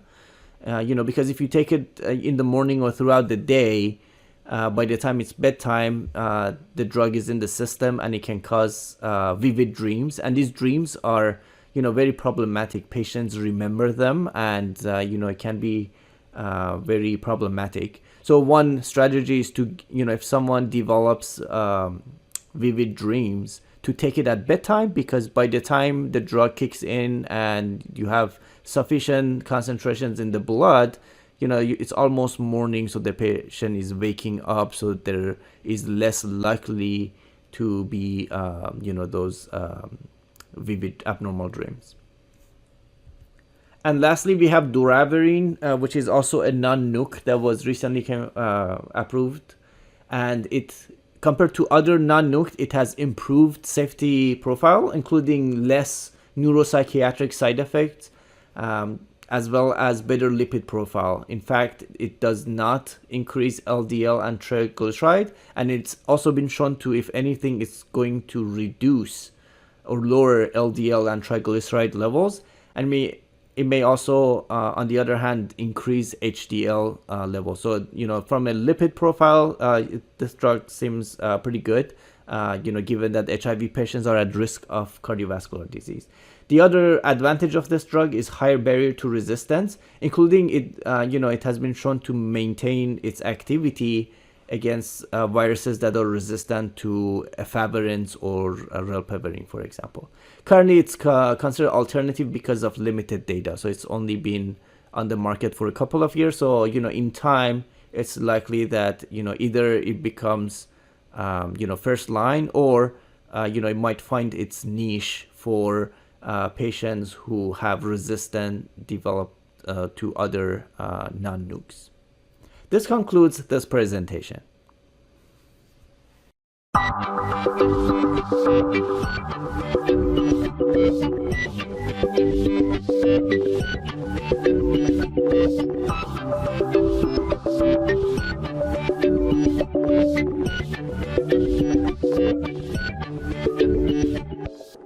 I'm Dr. FakhriRavari, and this is Human Immunodeficiency Virus in Adults, Part 2. Here are the reliable resources for HIV. In particular, we are going to cover clinical practice guidelines for pre-exposure prophylaxis, which were updated in 2021, just a few months ago. There are also guidelines for post-exposure prophylaxis, one for occupational post-exposure prophylaxis and one for non-occupational post-exposure prophylaxis, which are pretty similar, but we will only cover one of them in this course. The next learning objective is, given a patient at risk for exposure to HIV, recommend appropriate PrEP regimen. The 2021 guidelines for PrEP recommend that all sexually active patients should receive information about pre-exposure prophylaxis or PrEP. And of course, the ultimate goal of PrEP is to prevent the acquisition of HIV infection, along with its morbidity, mortality, and cost to individuals as well as society. PrEP is recommended for individuals who are at ongoing risk for HIV exposure, either from sexual behaviors or in individuals who inject drugs if they report injection practices that place them at risk. Now, one thing that is important is that acute and chronic HIV infection must be excluded by symptom history and HIV testing immediately before any pre-exposure prophylaxis regimen is prescribed. So let's take a look at how to exclude HIV. So clinicians should document a negative antibody test result within the 7 days before initiating PrEP. And this should be done ideally with an antigen antibody test. And it must be from the blood. So there should be a blood or serum sample. And it is preferred to have an antigen antibody test that's done in the laboratory. And that if that's not available, then a point of care antigen antibody test can be done still on the blood. Now, I emphasize that the sample needs to be from the blood because rapid tests that use oral fluids should not be used, specifically because they can be less sensitive than blood tests. So there would be high risk of false negative. The guidelines also state that clinicians should not accept patient-reported test results or documented anonymous test results. Now, let's take a look at the algorithm that's in the guidelines. So this is for people who are not on pre-exposure prophylaxis or any prophylaxis, including post-exposure prophylaxis. So for someone who is about to be initiated for the first time on PrEP, the antibody antigen test is preferred from the blood.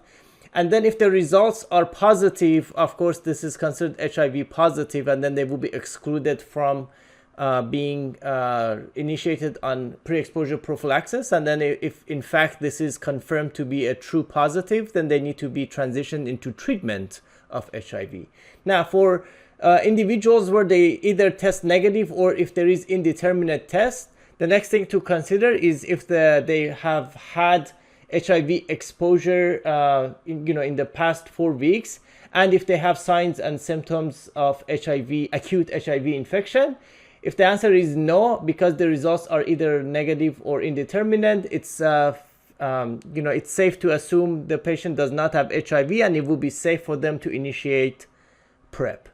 Now, if the answer to this question is yes, a second test needs to be done from the plasma to confirm the results. So this can be either another antibody antigen assay, or it could be an RNA assay, HIV-1 RNA assay. And of course, if either of these are positive, the patient is HIV positive. If either of them are negative, it would be HIV negative, and then the patient can be started on PrEP. Now for the RNA assay, the level that would be significant would be 200 copies per ml. So if the level is less than 200 copies, for example, if it's 150, it could potentially be a false positive. So it is recommended to get another level and find out, if that's a false positive or negative. But in general, if it's at least 200 copies or higher, it's considered a positive result. Now let's take a look at PrEP regimen. In general, there are three groups of individuals who can qualify to receive pre-exposure prophylaxis. The first group is men having sex with men or transgender women having sex with men. The second group is heterosexual men and women. And the last group is persons who inject drugs. Now, in general, we don't have enough data available for PrEP use in transgender men, so that's why they're not included in this chart. But for the largest group by far is MSM or transgender women having sex with men. So we have two oral options available for this group. So either emtricitabine plus tenofovir disoproxil fumarate, so Truvada. This is once a day daily oral regimen, or the safer option, tenofovir alafenamide in combination with emtricitabine. This is also once a day oral regimen. So these two oral options are available for MSM, but for heterosexual men and women as well as people who inject drugs, we only have Truvada once a day as an option. So Descovy has not been studied in these two groups. We also most recently have an injection regimen. So this is cabotegravir. That's intramuscular injection into gluteal muscle. So this is, it's not something that can be done at the community pharmacy. So it has to be done at the clinic by the physicians. This is a long-acting agent. So cabotegravir has a very long half-life. So the way the regimen works is that the first injection is done, and then the second injection is done 4 weeks later. But then thereafter, the injections are every 8 weeks. So this is intended to improve adherence, as well as people who do not want to take oral regimens daily. So they just have to get one injection every 8 weeks, and this will be done by the clinicians. Now, it is important to note that you should not combine the oral and injectable. So patients receive either the IM injections, or they can get once a day oral options that I mentioned up here. And with the oral options, it's recommended to give patients no more than 90-day supply. That way they have to come back for their refill, and that makes sure that the patients receive their follow-up, so including HIV testing, because we're not giving a full regimen. This is only 2 nukes that are used in PrEP. So in case this PrEP fails and the patient gets acute HIV, you don't want to have a regimen in those patients with only 2 nukes, because that could lead to resistance. So it's important to check at least every 3 months, check for HIV. In case the patient tests positive for HIV, they need to be transitioned to a full ART treatment. Now, when considering who will qualify for receiving PrEP, of course, these are people, for these two groups, people who are sexually active, defined as having sex in the past 6 months, and they also have to be at risk of being exposed to HIV. So if they have any of these, so either HIV positive sexual partner, or if they had the bacterial sexually transmitted infection in the past 6 months, or if history of inconsistent or no condom use with sexual partners. And then for persons who inject drugs, to qualify for PrEP, they need to have either HIV positive injecting partner, or if they participate in sharing injection equipment such as needles, that would put them at ongoing risk, so they qualify for receiving PrEP. Now, before we can give these patients PrEP, it is important to document a negative HIV test that's been done in the past 7 days, as I mentioned before. and also to screen for acute HIV. So, that is to screen for any signs and symptoms of acute HIV. And of course, depending on what regimen it is, they must, of course, not have any contraindications. And for tenofovir, we know that renal function is important. So if somebody is getting a PrEP that includes TAF or tenofovir alafenamide, creatinine clearance must be at least 30. And if it's tenofovir disoproxil fumarate, the creatinine clearance has to be at least 60. Now, these cutoffs are specifically for PrEP, not for when you use these agents for actual treatment of HIV as part of ART. So there are different cutoffs for creatinine clearance for full treatment, but for the purposes of PrEP, these are the cutoffs. So if somebody's creatinine clearance is 40, for example, they cannot get TDF plus emtricitabine for PrEP, but they do qualify to get TAF plus emtricitabine. And there is no cutoff for cabotegravir. So cabotegravir is a integrase strand transfer inhibitor. It's not renally cleared. Now let's take a look at the options. So in general, efficacy of PrEP, either oral or injectable, it is dependent on adherence to ensure that plasma drug levels reach a protective level. It's important to note that the time from initiation of PrEP to maximum protection against HIV infection is unknown. So when somebody initiates these, it's not clear if they have the protection immediately or, a few days later. But we do know from pharmacokinetic studies, specifically from Truvada, is that, we get enough concentrations of Truvada in different sites. So it really depends on the site. So if it's, for example, people who inject drugs, the site of infection will be blood. So some sources say it will take 7 days, others say 20 days. So it's safe to assume that somewhere, in the first, it will probably take around 2 to 3 weeks before this pre-exposure prophylaxis is fully effective in preventing HIV infection through blood. And that's 20 days in cervical-vaginal tissue. So for women, this makes a woman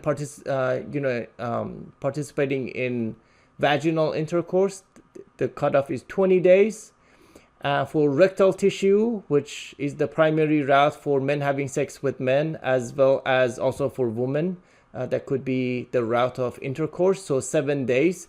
And, it's faster for rectal because these are oral regimens. So, it goes through the mouth all the way through the colon. So it goes, because these are oral regimens, they go to the site that's of interest immediately. Whereas for cervicovaginal tissue, it needs to be absorbed first and go into the blood, and then blood needs to go to the vaginal tissue and transfuse for this drug to achieve concentration. So it's longer, it takes longer to get enough concentrations in the vaginal tissue. And we don't have any data in as far as penile tissue. Now, these are based on Truvada when it comes to Descovy, which was approved for PrEP in 2019. We don't really have the PK data, so it's not clear how long it will take.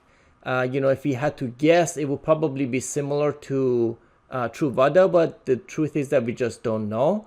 And as I mentioned before, Descovy has not been approved for heterosexual couples or people who inject drug. It just has not been studied. It has only been studied in MSM or transgender women. And of course, most recently, at the end of 2021, cabotegravir in long-acting was approved for pre-exposure prophylaxis. Now, because it so here's the package, and it has one vial, so it only has cabotegravir in it. It does not have relpevirine. So relpevirine is only used with this when you have the full treatment. But for pre-exposure prophylaxis, it's only cabotegravir, so only one agent. Now, because it's a long-acting, it takes several weeks for the body to clear this. Some patients may have concerns about tolerability. So if somebody was to have a bad adverse effect to this, they will have that for several weeks. So there is an optional short-acting oral cabotegravir that they can try for 4 weeks just to make sure they don't have any adverse effects. But this is optional because it is extremely rare for patients to have, intolerable adverse reactions to this drug. So that's optional.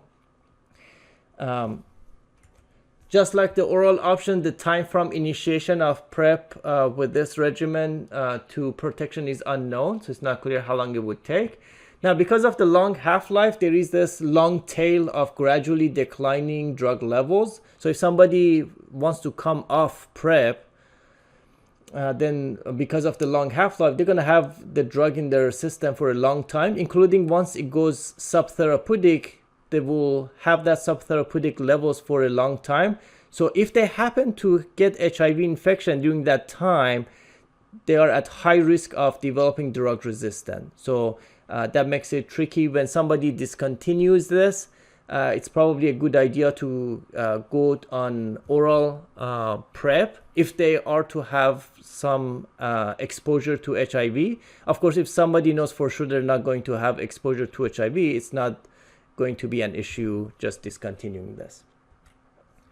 Now let's look at the follow-up for monitoring. So it is recommended that for all patients to at least every 3 months to get the HIV testing, as I mentioned before, to make sure that if they test positive, they need to transition. This is primarily based on oral PrEP, so we're talking about Truvada and Descovy.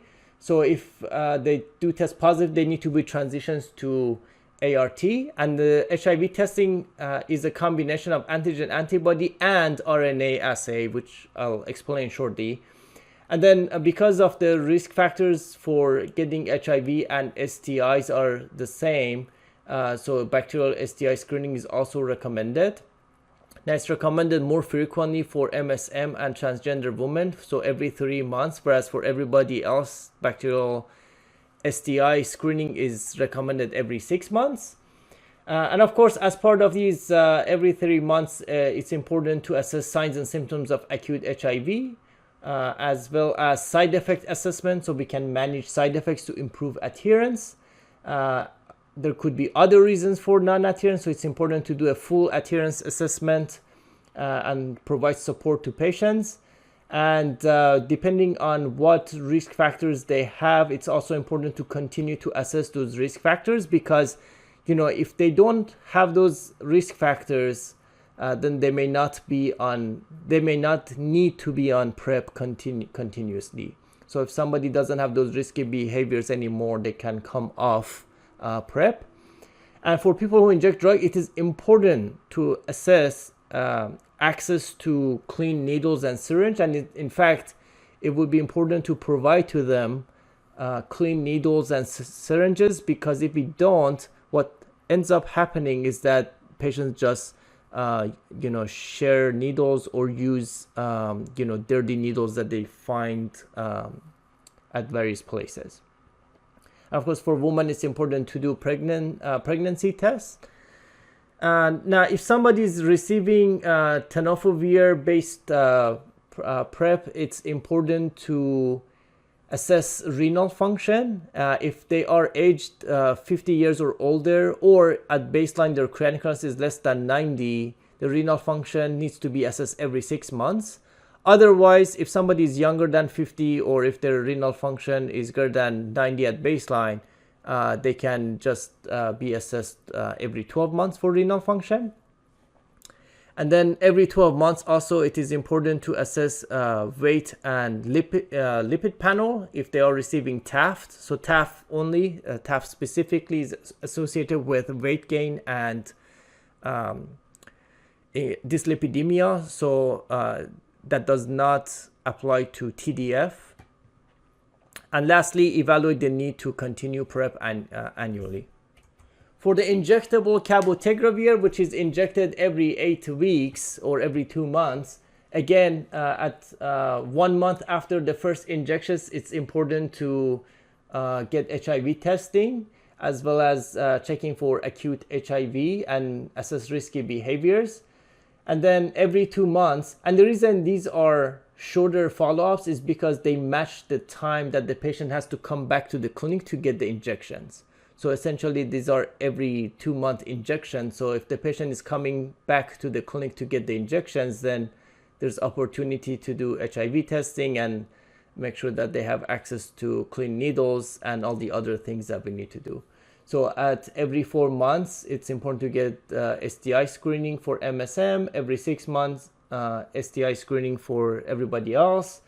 Every 12 months, assess desire to continue injections. So in other words, PrEP is kind of like birth control. So, people don't need to be on it for forever, but as long as they have risk of being exposed, the same way that, for pregnant, for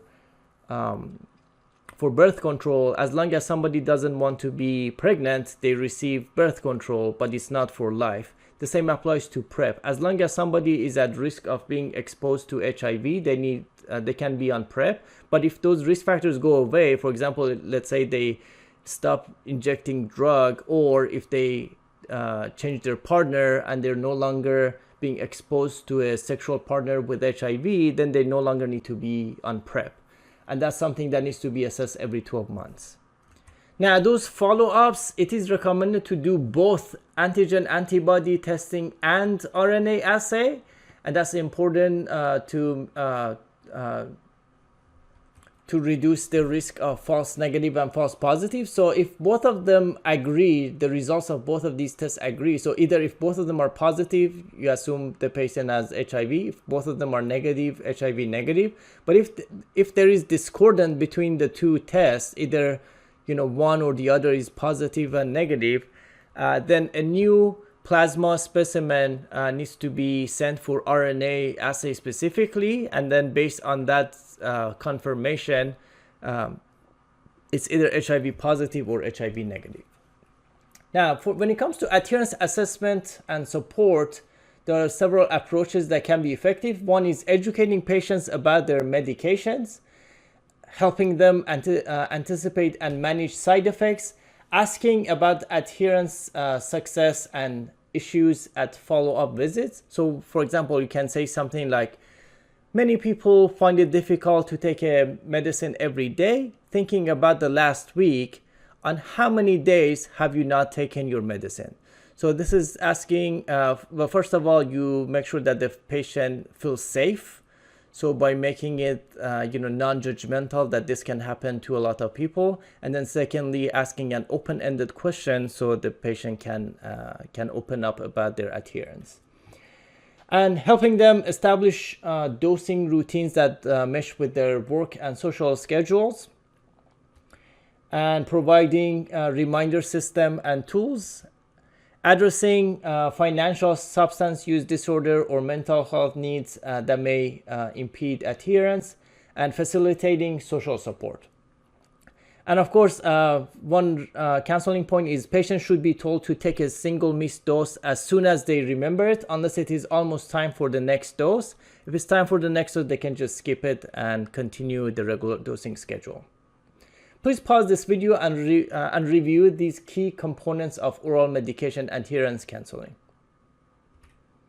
Lastly, the Senate Bill 159 in California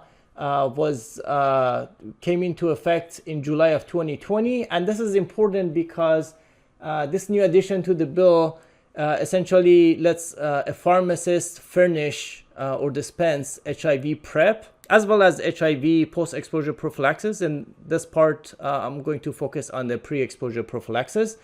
And the bill says a pharmacist shall complete a training program approved by the board, which we provide that here in the school through this course. And then a pharmacist shall furnish at least a 30-day supply and up to a 60-day supply of PrEP if all of the following conditions are met. Now, this is slightly different than the guideline, because the guideline, which is in general for physicians, the limit is up to 90 days. For a pharmacist is up to 60-day supply, but at least a 30-day supply until, and this is essentially to link them to care so they can follow up with a primary care physician. Now, it is important before a pharmacist can furnish it to make sure the patient is HIV negative, and this must be based on blood, not the oral saliva test, and it must be within the past 7 days. No self-reported signs or symptoms of acute infection, no currently taking contraindicated medications, and the pharmacist provides counseling to the patient on the ongoing use of PrEP, which may include education about side effects, safety during pregnancy and breastfeeding, adherence to recommended dosing, and importance of timely testing and treatment as applicable for HIV, renal function, Hep B, Hep C, STIs, and pregnancy for individuals of childbearing capacity. And the pharmacist shall notify the patient that the patient must be seen by a primary care provider to receive subsequent prescriptions for PrEP, and that the pharmacist may not furnish a 60-day supply of PrEP to a single patient more than once every 2 years. And the pharmacist initiating or furnishing PrEP shall not permit the person to whom the drug is furnished to waive the consultation required by the board. So they cannot waive all of this information. You are required to provide all this education to the patient. We looked at CDC recommendations for HIV pre-exposure prophylaxis. Now, given an HIV-exposed patient, recommend appropriate post-exposure prophylaxis regimen or PEP. When it comes to post-exposure prophylaxis, there are two different guidelines. There is one that's occupational post-exposure prophylaxis or OPEP, which primarily refers to the healthcare setting. For example, if you get a needle stick. There is also non-occupational post-exposure prophylaxis. So things like sexual assault or unprotected sex or exposure to injection drug use. We will focus on non-occupational post-exposure prophylaxis. The recommendations are basically identical. So the post-exposure prophylaxis should be started as soon as possible. However, it should not be started beyond 72 hours. So it's only effective as long as it's started within 72 hours. And because this is post-exposure, so possibly the virus could be inside the patient's body. Therefore, as opposed to pre-exposure prophylaxis, which was just the backbone, the post-exposure prophylaxis includes the full treatment. So you need the backbone, which is typically tenofovir, desoproxil, emtricitabine, plus a third agent, which is either raltegravir or dolutegravir. And alternatively, this third agent could be darunavir boosted with ritonavir. So these are the agents that have been studied, so that's why we shouldn't use anything else. For example, bictegravir and elvitegravir have not been studied for post-exposure prophylaxis. So our options are raltegravir and dolutegravir and darunavir. Another thing to note is that raltegravir twice a day dosing is studied for post-exposure prophylaxis. So the more recent formulation of raltegravir that's dosed once daily should not be used for PEP. It's only for treatment of HIV. And lastly, the new formulation of tenofovir TAF, which recently got the indication for PrEP. It's not indicated for post-exposure prophylaxis. So it has not been studied for PEP as of yet. So therefore, we have to use Truvada as the backbone plus a third agent. And of course, we don't use a bacavir-based backbone because there is no time to check for HLA-B 5701. We got to start treatment within 72 hours. And the treatment is for 28 days. So this is fixed. So we just treat for 28 days. And hopefully after 4 weeks the patient will not develop HIV infection. As always, it's important to provide education to the patient regarding adverse effects as well as checking for potential drug-drug interactions. So basically, when someone gets exposed to the virus, of course, if the the risk is negligible, the PEP is not needed. But if there is reasonable evidence that the patient has been exposed to the HIV, if it's been more than 72 hours since exposure, then PEP is not recommended. We'll just wait to check for HIV, and if the patient develops HIV, you just treat the HIV, because post-exposure prophylaxis will not be effective. But if it's been less than 72 hours, now post-exposure prophylaxis will be very effective. So there's potential to prevent HIV infection. Now, if we do know the source, so for example, if somebody had unprotected sex with someone, we can potentially test the source and see if they're HIV positive or HIV negative. So if someone happens to be HIV positive, then definitely we start post-exposure prophylaxis.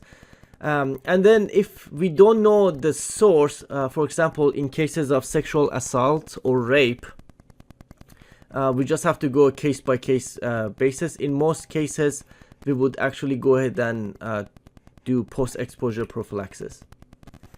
Now, when it comes to monitoring for post-exposure prophylaxis, so if we do know the source of the infection, it's helpful to check for HIV to see if the source actually had HIV, because if they didn't, then post-exposure prophylaxis will be unlikely. And then some of the other things that can be transmitted in the same way, such as Hep B, Hep C, some of the sexually transmitted infections like chlamydia, gonorrhea, and syphilis. These should be also tested in the source. And then in the patient who was exposed, also they need to be tested for HIV, as well as for Hep B, Hep C, and sexually transmitted infections. And then because we are to start post-exposure prophylaxis, we also need the serum creatinine and liver chemistries, because we're going to use Truvada and depending on whether you use raltegravir, dolutegravir, or darunavir, these will be used for monitoring. And then in 4 to 6 weeks, we check for HIV again. That will be at the end of treatment. So treatment is basically for 4 weeks or 28 days. So we check one more time, and then one last time we check HIV 3 months after exposure, just to make sure that post-exposure prophylaxis actually worked. So if this one comes out to be negative, we know that post-exposure prophylaxis worked and the patient did not get HIV. On the other hand, if this tests positive, then unfortunately the patient is diagnosed with HIV, and then they need to go on lifetime treatment. Now, one scenario where you would need to check HIV 6 months after exposure, if someone also tests positive for Hep C, because it's been shown that people who have Hep C while they were exposed to HIV, the seroconversion, meaning development of antibodies, will be delayed. So you would be detecting that at 6 months. So that's the only time you would get it at 6 months. And of course, in females of reproductive age, we also check for pregnancy at baseline and then at the end of treatment. And that's really just to make sure that we do a better job of follow-up, because if the patient does develop HIV, the patient can transmit the virus to the fetus. Now, depending on the situation, on how the patient got exposed to the virus, for example, if it was unprotected sex, and if the patient has that risky behavior frequently, it might be a good intervention to transition from PEP to PrEP. So once we complete the 28 days of post-exposure prophylaxis, we can have a conversation with the patient if they think that they will continue the risky behavior after PEP. If the PEP was successful and the patient did not develop HIV infection, then upon a negative HIV test, we can actually give patient PrEP. So, depending on whether you gave patient PEP formulation, either raltegravir with Truvada or dolutegravir with Truvada or darunavir with Truvada, this will be for 28 days, and then after 28 days you just give them Truvada as PrEP, and they will be on Truvada as long as they continue the risky behavior. Now, the Senate Bill 159, SB 159, that will be effective July 2020, expanded services of pharmacists to HIV PrEP as well as HIV PEP. So pharmacists can furnish HIV post-exposure prophylaxis starting July of 2020. as long as the pharmacy gets a training in it. So typically, I imagine a 1 hour CE will be required, or maybe if more CEs. But most importantly, the pharmacist can furnish a complete course. Now, they don't specify what complete course is, but they do say that they will be referring to the CDC non-occupational post-exposure prophylaxis guideline, which would define the complete course as 28 days. So what they really mean here is a 28-day course of post-exposure prophylaxis. And then they follow the same requirements as the CDC guidelines. So it has to be within 72 hours of exposure. And just like PrEP, the pharmacist is required to provide the full counseling to the patient, including transition to PrEP. And the patient may not actually waive this consultation. So it's actually... We looked at CDC recommendations for HIV pre-exposure prophylaxis, as well as CDC's recommendation for post-exposure prophylaxis. Now, given an HIV patient case, evaluate and manage common drug-drug interactions. So when it comes to the pharmacokinetic boosters, we have cobicistat and ritonavir. Cobicistat is actually not an HIV drug, so it has no activity against HIV. Ritonavir itself is a HIV protease inhibitor. However, we actually don't use it for its protease inhibition because we use a lower dose. It's such a potent inhibitor of these enzymes that we actually use it at suboptimal doses. So the doses, 100 milligram of ritonavir is not enough to be active against HIV, but 100 milligram is such a potent inhibitor of these enzymes that we actually use it to boost the concentrations of other protease inhibitors. So you can see there are some differences between the two. One thing in particular about cobicistat is that it can actually artificially increase serum creatinine, and that's because it actually inhibits some of the secretion of serum creatinine. So it really does nothing to the GFR.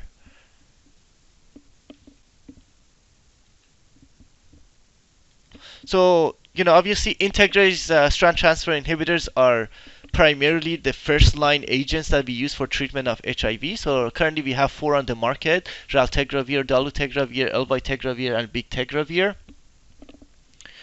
Elvitegravir is the only one that needs to be taken with food. They're pretty much all taken daily. Up until recently, raltegravir had to be taken twice a day, but now there's a new higher dose of it that you can actually take once a day. In particular, elvitegravir and bictegravir are actually substrates of 3A4. So elvitegravir itself actually needs to be boosted. So cobicistat will inhibit CYP3A4. So as a result, you will need less of elvitegravir. So the pills will be smaller, and also with the half-life that's a little shorter, 13 hours, you can still dose elvitegravir once a day because of that pharmacokinetic booster. Now, bictegravir, although it is a substrate of 3A4, it does not need boosting.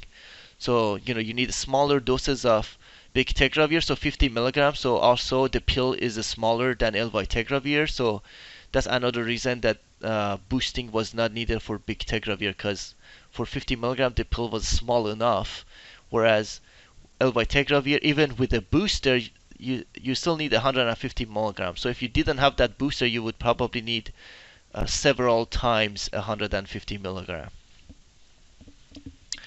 So when it comes to drug interactions, elvitegravir will have the most, not because of elvitegravir itself, but because it has to come with cobicistat. So cobicistat will cause a lot of drug interactions, whereas the rest of them don't have a pharmacokinetic booster. One thing that bictegravir and dolutegravir have in common is that they both inhibit OCT2. And one thing that's important is metformin is actually a substrate of OCT2. So OCT2 is it's actually its function is to actually secrete metformin. So because they inhibit, you will see metformin levels increased. So that would be a significant drug interaction, because you will see a lot of diabetic patients on metformin. Bictegravir also inhibits MATE1.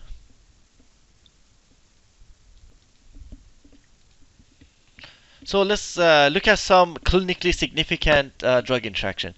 So all integrase strand transfer inhibitors will interact with cations like antacids. So any polyvalent cation containing like aluminum or calcium, they will actually bind to integrase inhibitors and will prevent their absorption. So for that reason, anything that contains a polyvalent cation should be avoided, or actually should be spaced out by 2 hours. So 2 hours before or after you give integrase strand transfer inhibitors.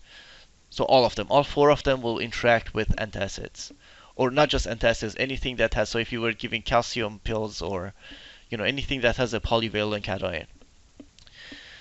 One thing that bictegravir and dolutegravir have in common is that they both will interact with metformin and dofetilide. So when it says avoid, when I say avoid, I actually mean contraindicated. So dofetilide is actually contraindicated with bictegravir and dolutegravir. Metformin is not a contraindication, so you just adjust the dose.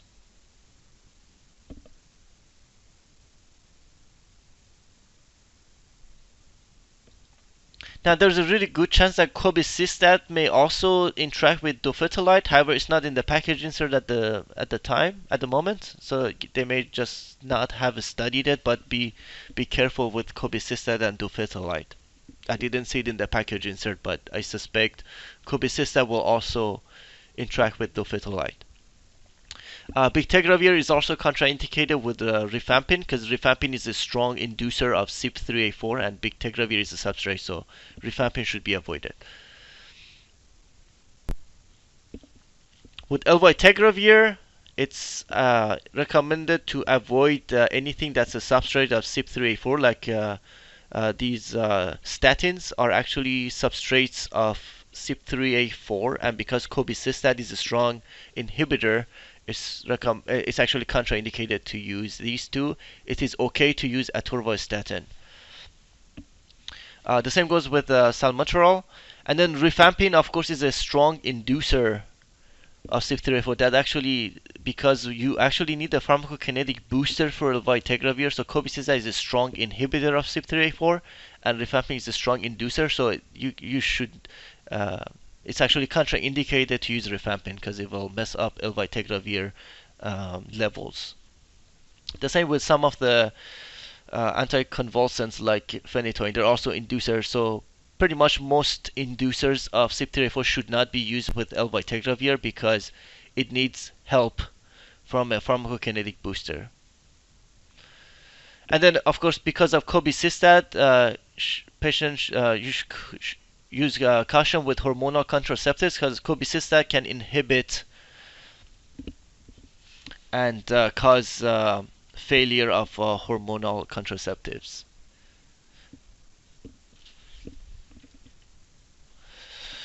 When it comes to protease inhibitor, of course, these are the 3 most common protease inhibitors, and of course they're boosted, and the reason they can be boosted is because they're all substrates of 3A4, so they're not usually renally cleared.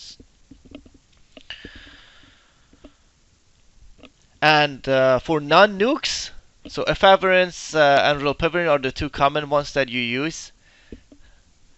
Etravirenz actually, for food, you should take it after each meal. Food can actually increase etravirenz by 50%, so it's recommended to take it after meals. It doesn't necessarily mean empty stomach, but it just says take it after meals rather than with food. Now, these are all CYP3A4 substrates. One thing that's special about efavirenz is that it's actually an inducer of CYP3A4. So you will also see a lot of drug interactions with efavirenz. So for protease inhibitors here and rilpivirine, here are some clinically significant drug interactions. So again, because protease inhibitors are boosted, you should avoid substrates of CYP3A4. So here are the 3 statins that are substrates of CYP3A4. Atorvastatin also has a separate mechanism of clearance, so it's not as strong. So it's only listed here for because it's in the package insert for atazanavir, boosted atazanavir, but it's okay to use atorvastatin with darunavir. There are also hepatitis C protease inhibitors that are also substrates of CYP3A4, so they should be avoided because these are boosted and the boosting will affect the levels of hep C drugs. And the same can be said about salmeterol.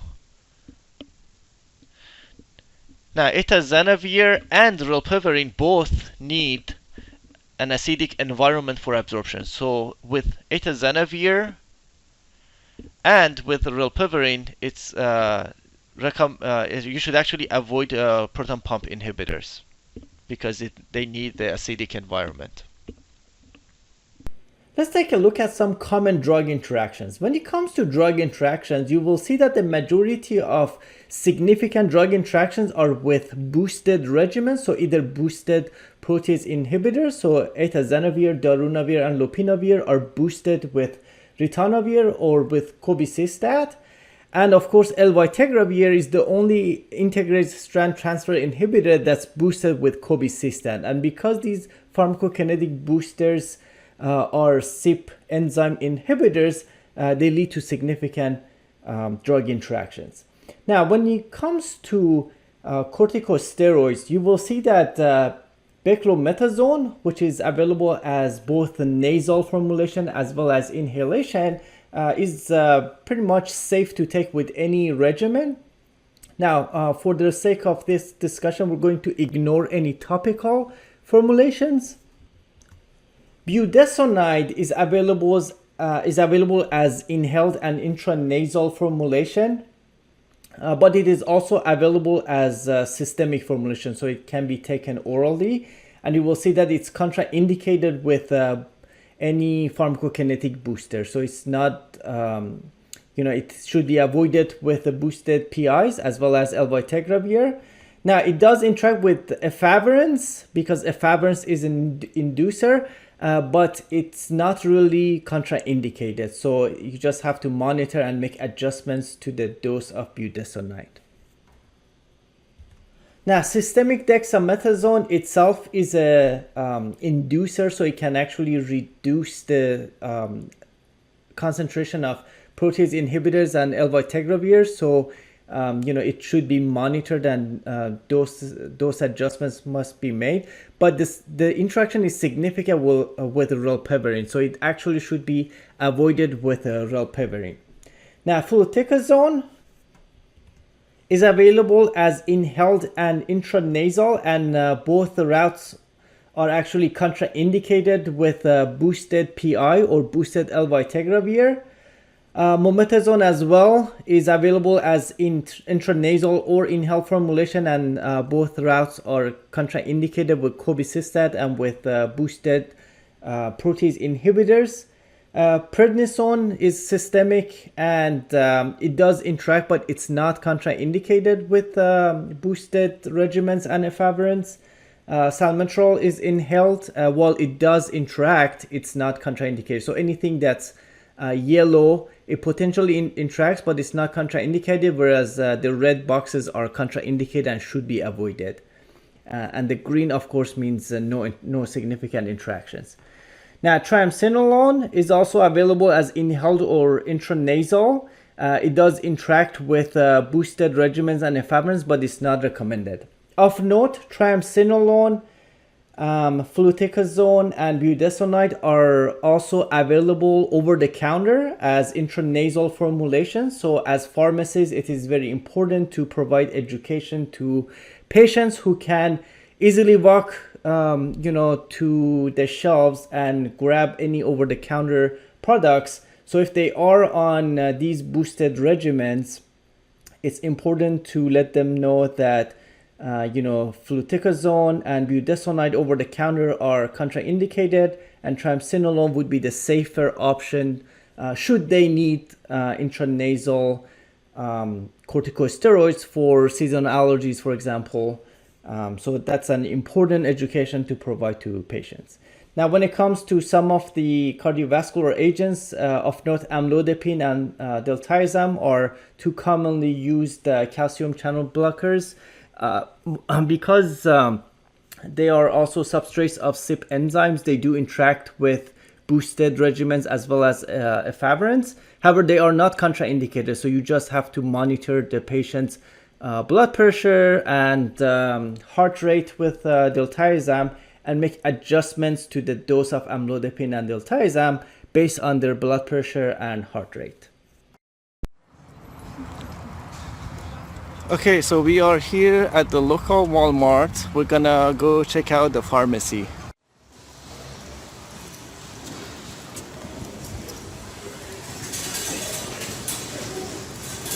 You know where the pharmacy is?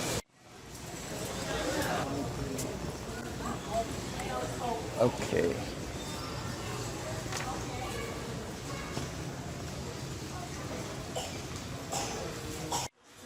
Okay, so I'm looking for over-the-counter allergy relief. Okay, so they have Flonase and Nasocort. Oh, Cecilia, you're here. I have a HIV patient who's taking boosted regimen. They want Flonase. What do you think? No, it's a terrible idea. Flonase will interact with boosted regimen and non-nukes. Oh, what should I do then? Go this way. Nasocort. Nasocort? Yes. Oh, thank you. I'm here to help you. When it comes to hormonal contraceptives, CYP3A4 has a role, so both efavirenz and ritonavir can affect the levels of progestins. So because of that, it is recommended to use additional contraceptive methods when the patient is actually taking efavirenz or boosted regimens. So with these, they're not really contraindications, but you know, it's important to let the patient know that these can make hormonal contraceptives ineffective or less effective. So they should use alternative methods of contraception. So primarily with boosted and efavirenz. So as I mentioned before, with statins, basically the three statins that go through CYP3A4 are listed here, but atorvastatin in particular doesn't primarily depend on 3A4. So historically, atorvastatin was considered a drug interaction with anything that affected 3A4, but nowadays we have data that atorvastatin is not as much affected. So the only exception is that with atazanavir, atorvastatin is actually contraindicated. But with with darunavir, for example, they just recommend the maximum dose, but it's okay to use atorvastatin with darunavir. So these two contraindicated with anything that has cobicistat or ritonavir. So anything that's boosted. We looked at pre-exposure and post-exposure regimens. We evaluated drug-drug interactions. Now, given a patient case where an adult patient with HIV is experiencing intolerable adverse effects, recommend appropriate management.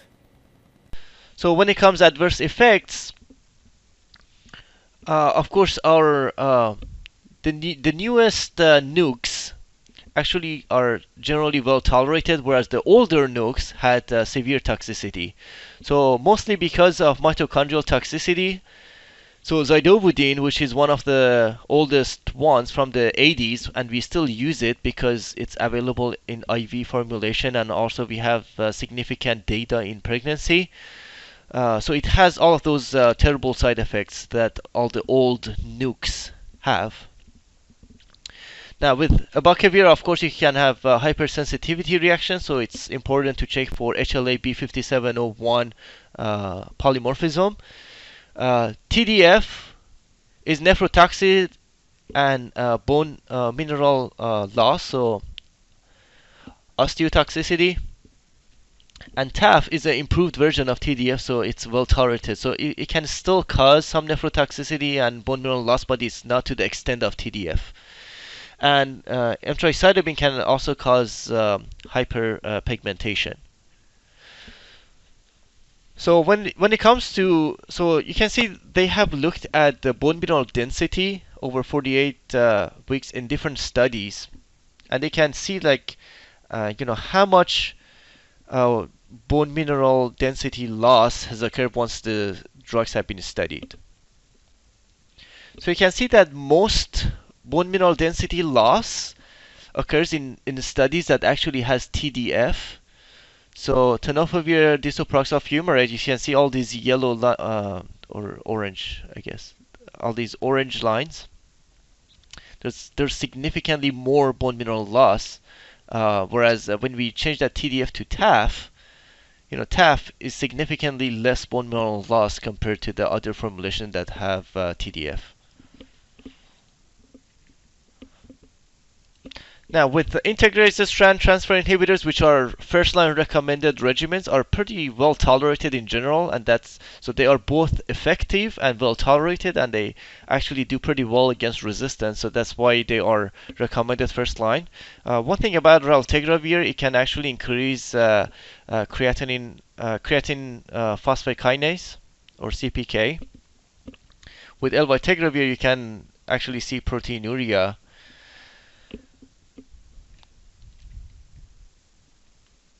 And when it comes to boosted protease inhibitors, darunavir is well tolerated. Lopinavir is a relatively older protease inhibitor, so you will see more adverse effects, especially some changes on EKG. Atazanavir can actually cause jaundice, so in a lot of areas they actually call it bananavir. So bananavir because it's common to see jaundice in patients. So because of that, because of toxicity, actually, these two agents are not used as much anymore. Darunavir is better tolerated. So should we need protease inhibitor, typically darunavir is the drug of choice. And the reason we would need protease inhibitor because they actually do significantly better against resistant HIV. Even compared to second generation integrase inhibitors. So they are, typically when patients experience treatment failure because of resistance, protease inhibitors are drugs that we go to. But because of these side effects, and also drug interactions, we don't use them initially in someone who's treatment naive. So with the non-nukes, the two that you will commonly see are efavirenz and rilpivirine. Rilpivirine is actually well tolerated. The reason we don't use it first line is because for rilpivirine to be effective, the CD4 count needs to be greater than 200 and a viral load less than 100,000 at baseline to start it. So that's, considering how many other options we have, that's a lot of things to look at. So rilpivirine is not first line anymore. But efavirenz actually has CNS toxicity. So one thing that a lot of patients will complain about is vivid dreams. So they could be so much that that the patient will actually stop taking it. Now, for a lot of patients, these are supposed to go away after 2 to 4 weeks of treatment. But if they persist after 4 weeks, then it's a good idea to switch them to something else because as time goes on, this can lead to non-adherence. Another thing that's important, this CNS toxicity can also cause suicidal ideation, and that's actually the primary reason efavirenz is not first line anymore because it actually increased the odds of suicide attempt and completion.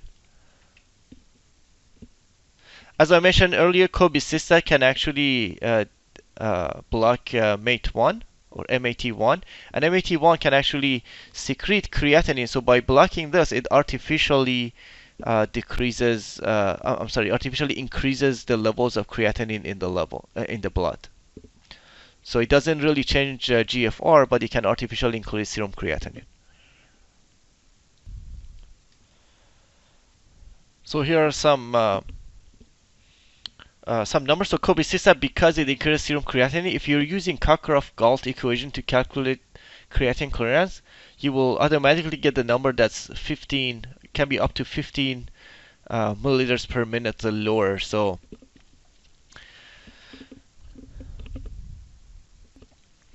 now rilpivirine and dolutegravir also have some, they also can increase serum creatinine, so keep that in mind.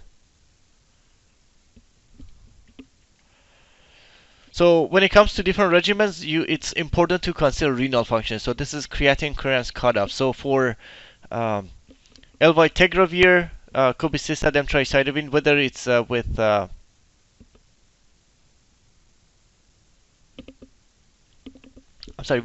TDF. So this is Stribild. So with Stribild, it's actually, so if the patient creatinine clearance is less than 70, it's not recommended to initiate it. So in order to start Stribild, which has both cobicistat and TDF, which can affect creatinine clearance, it has to be greater than 70. Now, if it's somebody's creatinine clearance is 72, and you started and it goes to 65, you can continue. But if it goes below 50, then it's recommended to discontinue, and that's in the package insert. Now, with darunavir, cobicistat, and TDF, the cutoff is also 70, but they don't really say anything about once it goes less than 70. So once it goes less than 70, you have to discontinue it because it doesn't have a statement about going less than 50. But with Stribild, definitely you can continue until it's less than 50. Once it's less than 50, you discontinue. But with darunavir, cobicistat, once it's less than 70, you discontinue. So you can see the cutoff for some of the other agents. So for most of them, whether it's TDF or dolutegravir, it's 50. If you use the TAF formulation, anything with TAF, whether there is cobicistat or not, with TAF the cutoff is 30. So definitely that improved it. And most recently we have the combination that doesn't have the backbone, so there is no TDF or TAF. So we have a dolutegravir with rilpivirine, and renal function doesn't matter. So for these combination, you can use it at any creatinine clearance.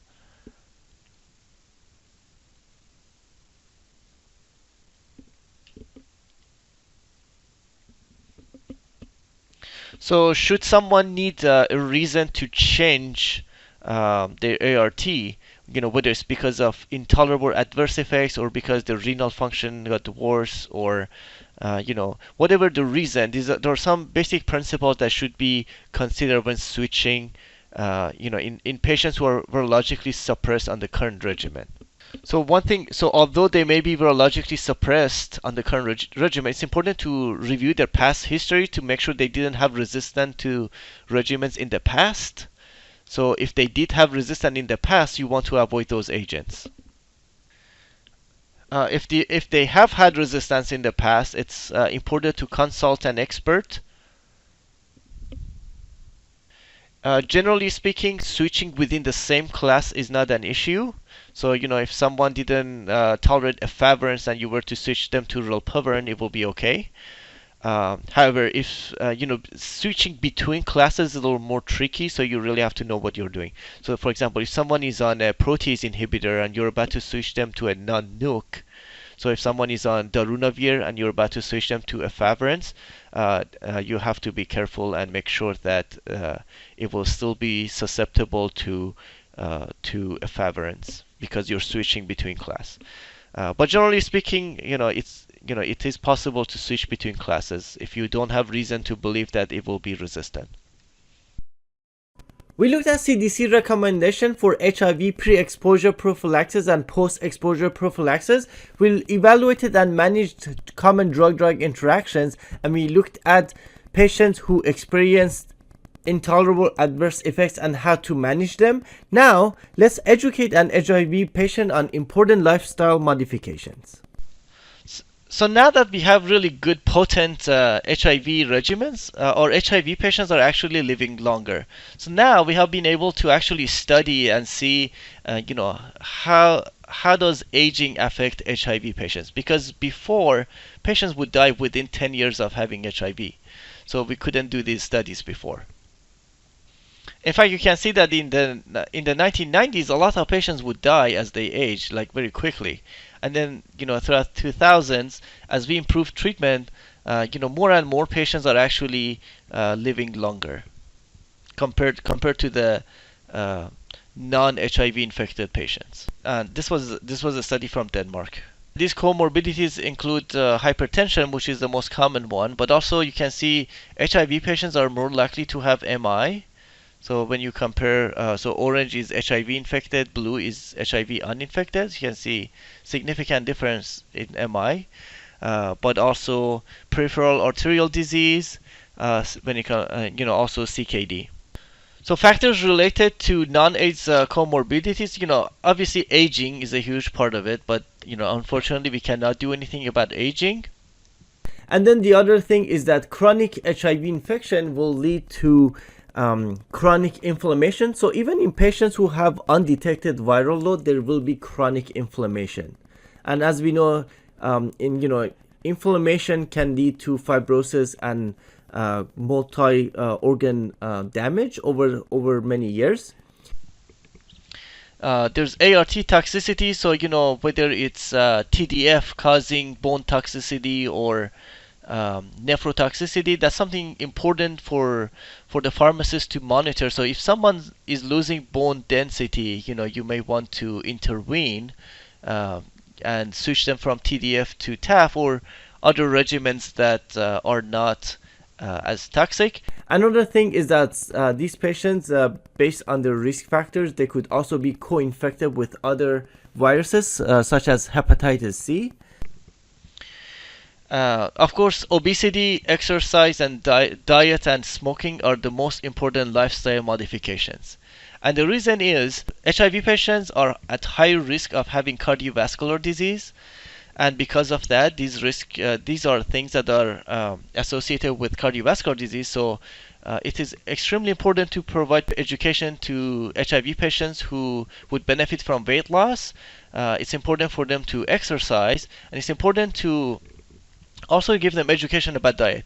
In fact, most HIV clinics actually have a dietitian as part of the team, so that they actually get a comprehensive education about diet. So dietitians have an important role in the care of the HIV patient.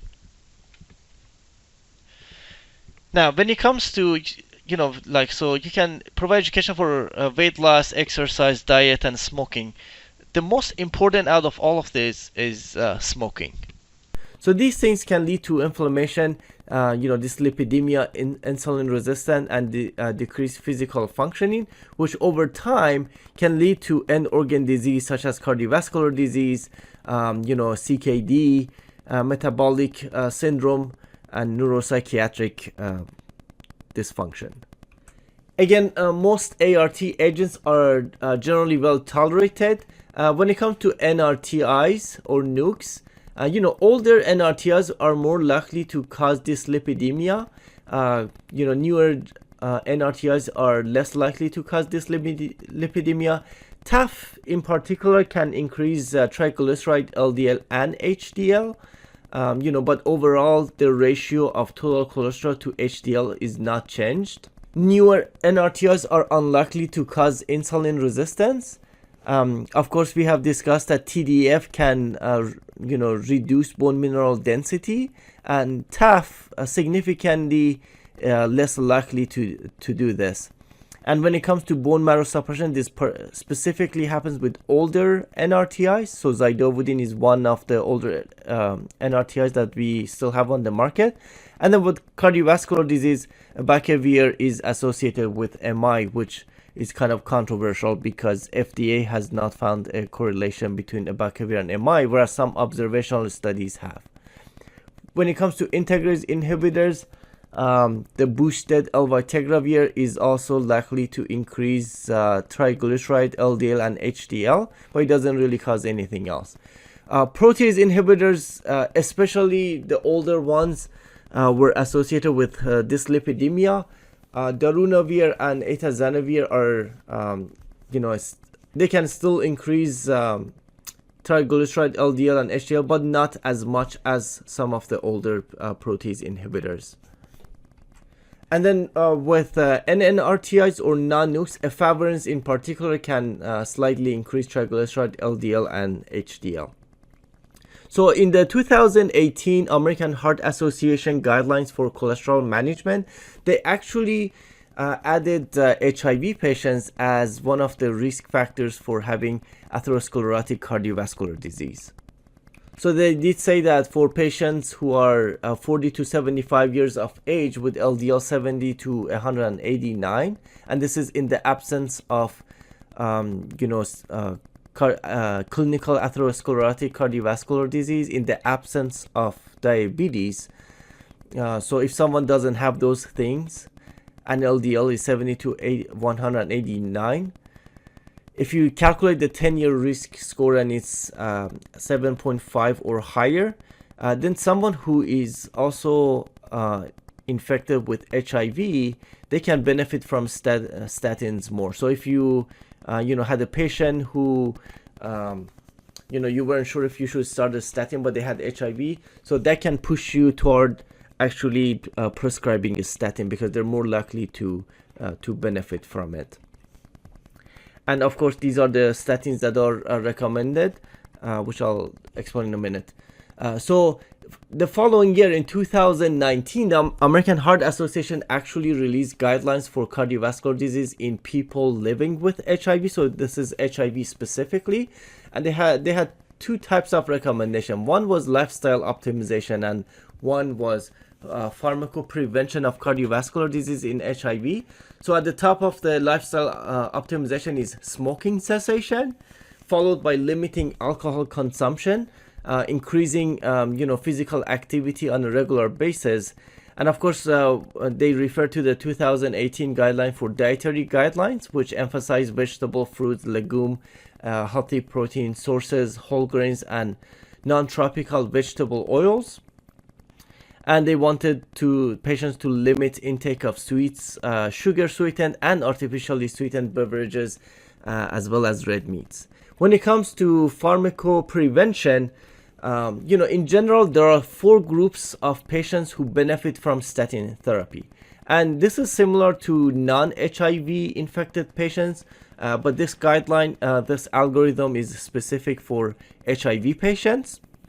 So for secondary prevention, is basically someone who already had an MI, stroke, or peripheral arterial disease. So someone who already had an event, you want to prevent another event. So that would be secondary prevention. And these are patients aged 21 or older with clinical atherosclerotic cardiovascular disease, and they will be considered high risk. So they need high risk approach.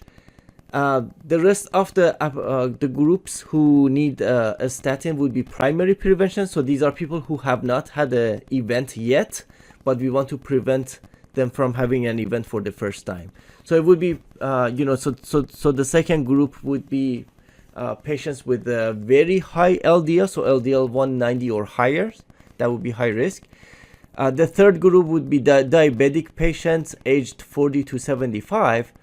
And then the last group would be people without diabetes, without high LDL, and without clinical atherosclerotic cardiovascular disease. And in these patients, we calculate atherosclerotic cardiovascular disease. And they did have 3 different calculators that you can use. So the most famous one that's commonly used nowadays is the 10-year atherosclerotic cardiovascular disease risk score. And they did say that you can, if it's 7.5% risk or higher, they will be high risk. If it's less, it will be low risk.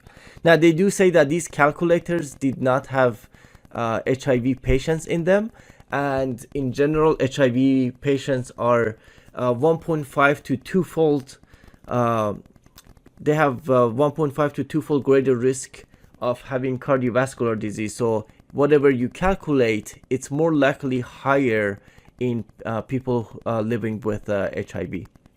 So for example, if you calculate it to be 6.5, in a HIV patient, it will likely be more than 7.5, so you can consider them high risk. And in high risk patients, basically you go to this green area.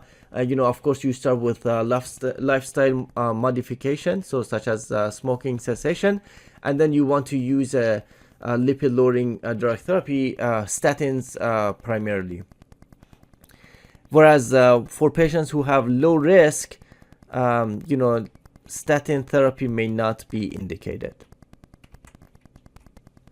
And then when it comes to smoking, they looked at smoking cessation in people who are infected with HIV and compared that to people who had smoking cessation but they did not have HIV. So here on the y-axis, we're looking at the incidence of myocardial infarction, and on the x-axis, we're looking at the time in years.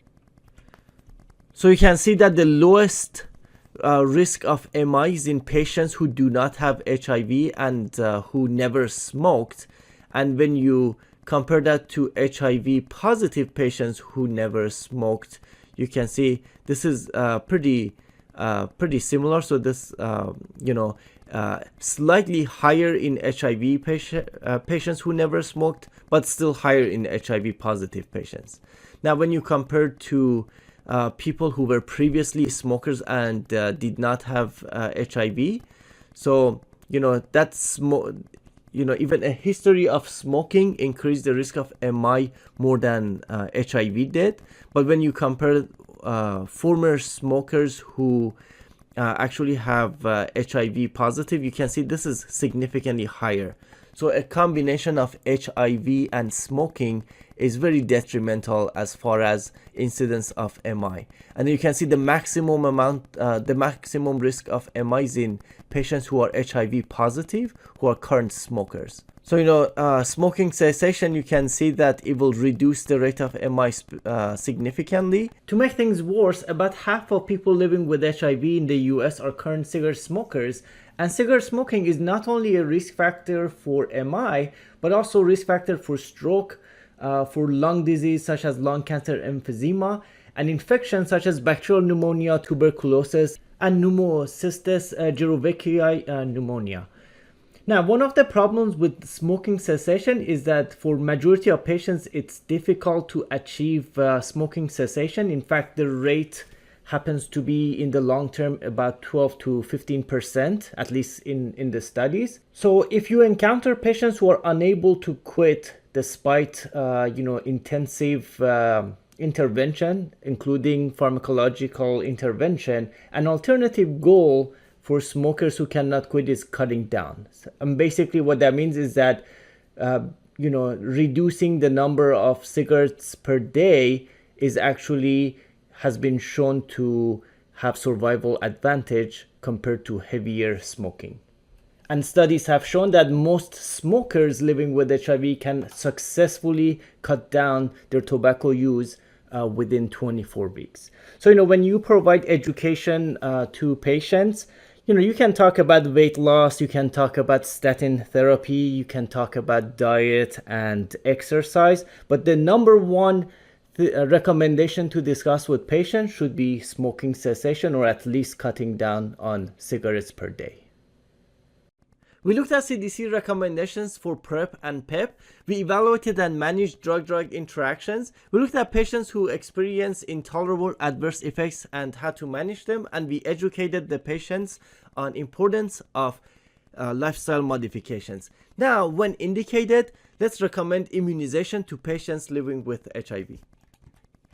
Generally speaking, the immune response in people living with HIV is significantly lower. Even when the patients are receiving ART, the CD4 T lymphocyte remains significantly lower compared to people who do not have HIV. Even the B cell activation will be impacted by HIV, and this is most likely due to the persistent inflammation. Even in patients who have undetectable viral load, this inflammation persists. And in general, recommendations for vaccinations are similar in HIV patients, with the exceptions of a few contraindications in HIV patients, especially with CD4 count less than 200, because they will be severely immunocompromised, especially when it comes to live vaccines. In general, the data for vaccine effectiveness in HIV is very low, which has led to under-vaccination in people living with HIV. So we need to do a better job of vaccinating HIV patients. Let's take a look at 2024 ACIP recommendations for immunization in adults. We're going to look at what's recommended in general for healthy persons without HIV, and then we're going to look at what's recommended for people living with HIV and consider them in two groups, one with AIDS, so CD4 less than 200 or less than 15% lymphocytes, or people without AIDS, CD4 greater than or equal to 200 or greater than or equal to 15%. So for the annual influenza vaccine, which is recommended for everyone, either recombinant or inactivated, that stands true for whether people have or living with HIV or not. However, with the live attenuated influenza vaccine, that's actually contraindicated when people with HIV, so that should not be used. And of course, for healthy persons without HIV, it is not preferred, but it can be considered in people between ages 2 to 50.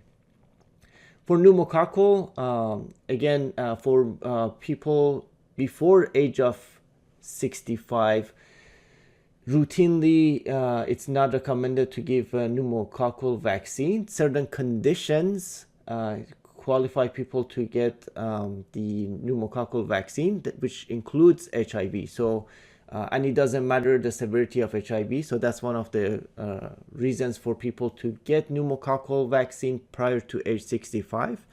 And of course, PCV is preferred. If PCV 15 is used, it should be followed by a dose of PPSV 23. Otherwise, if the patient received a dose of PCV 20 or 21, they are good. They do not need the PPSV 23. And for hepatitis A, any person who is not fully vaccinated and requests vaccination should be receiving it, but otherwise it's not routinely recommended for healthy persons. However, it is recommended for certain situations, including HIV, and the severity doesn't matter. So people living with HIV should receive hepatitis A vaccination.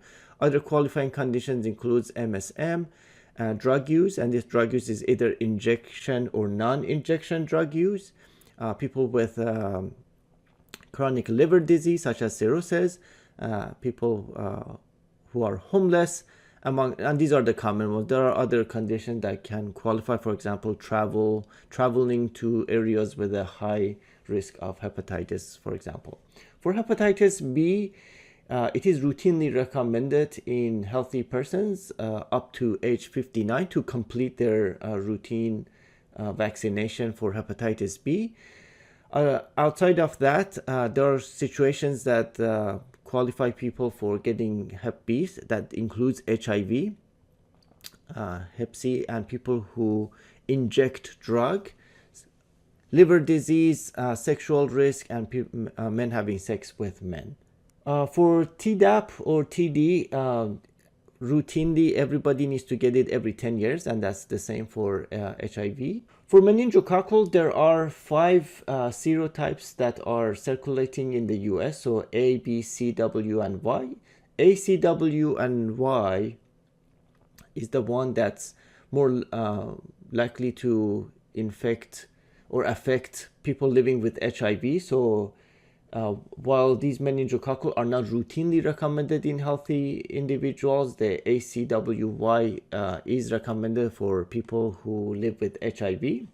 Men B, so serotype B is not necessarily a common one in people living with HIV, so it's not routinely recommended in HIV, but other conditions such as asplenia or complement deficiency will require this, and there is a new formulation on the market that includes all 5 serotypes, at the same time, in the same shot. So adults may receive a single dose of Pembrya, which is the brand name for this new formulation, as an alternative to separate administration of MenACWY and MenB, when both vaccines would be given to in the same clinic day. For HPV, it is routinely recommended up to age 26. Beyond age 26 up to age 45, it is a shared decision making, and that's regardless of HIV status. Varicella vaccine is a live vaccine, so it is contraindicated in AIDS. So in advanced immunodeficiency, people who are immunocompromised should not be receiving live vaccines.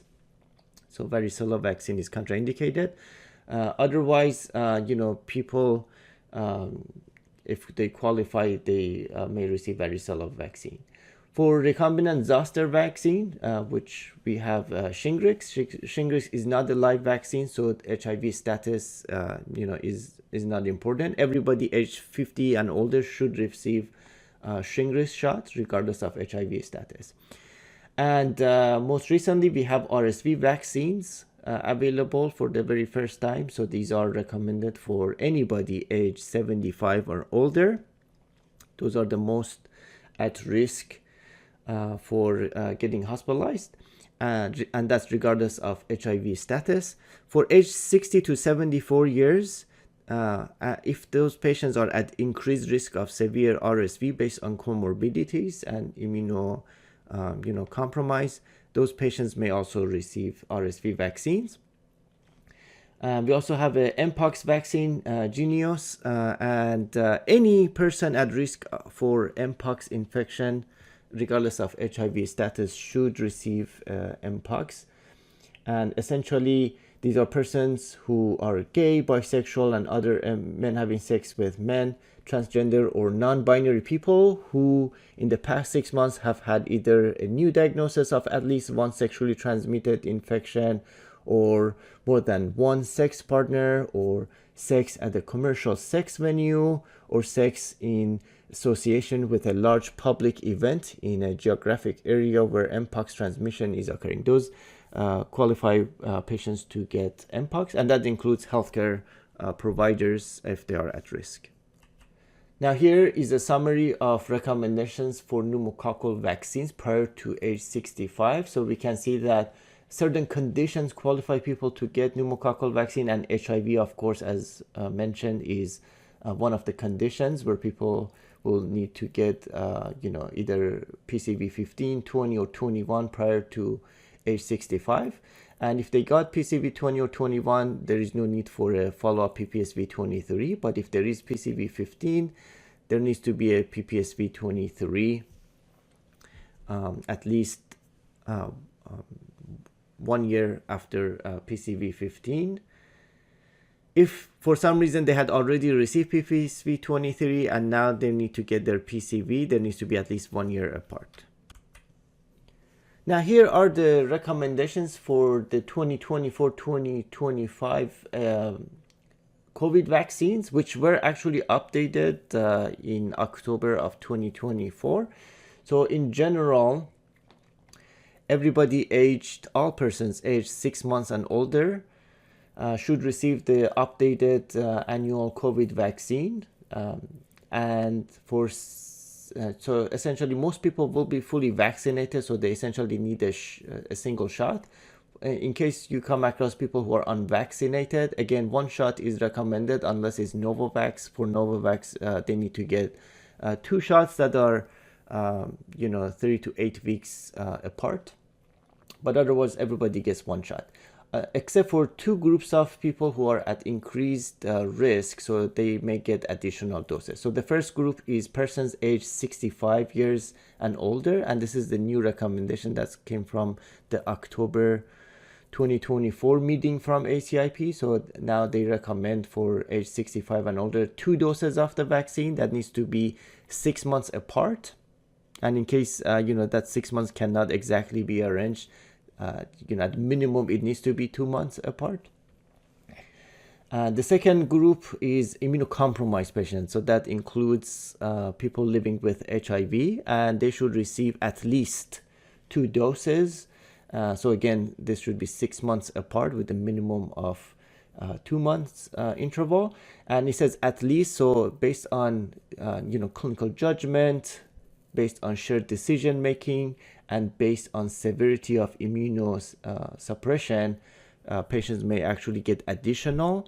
And it's important that every additional dose should be at least 2 months after the previous dose. This concludes this presentation.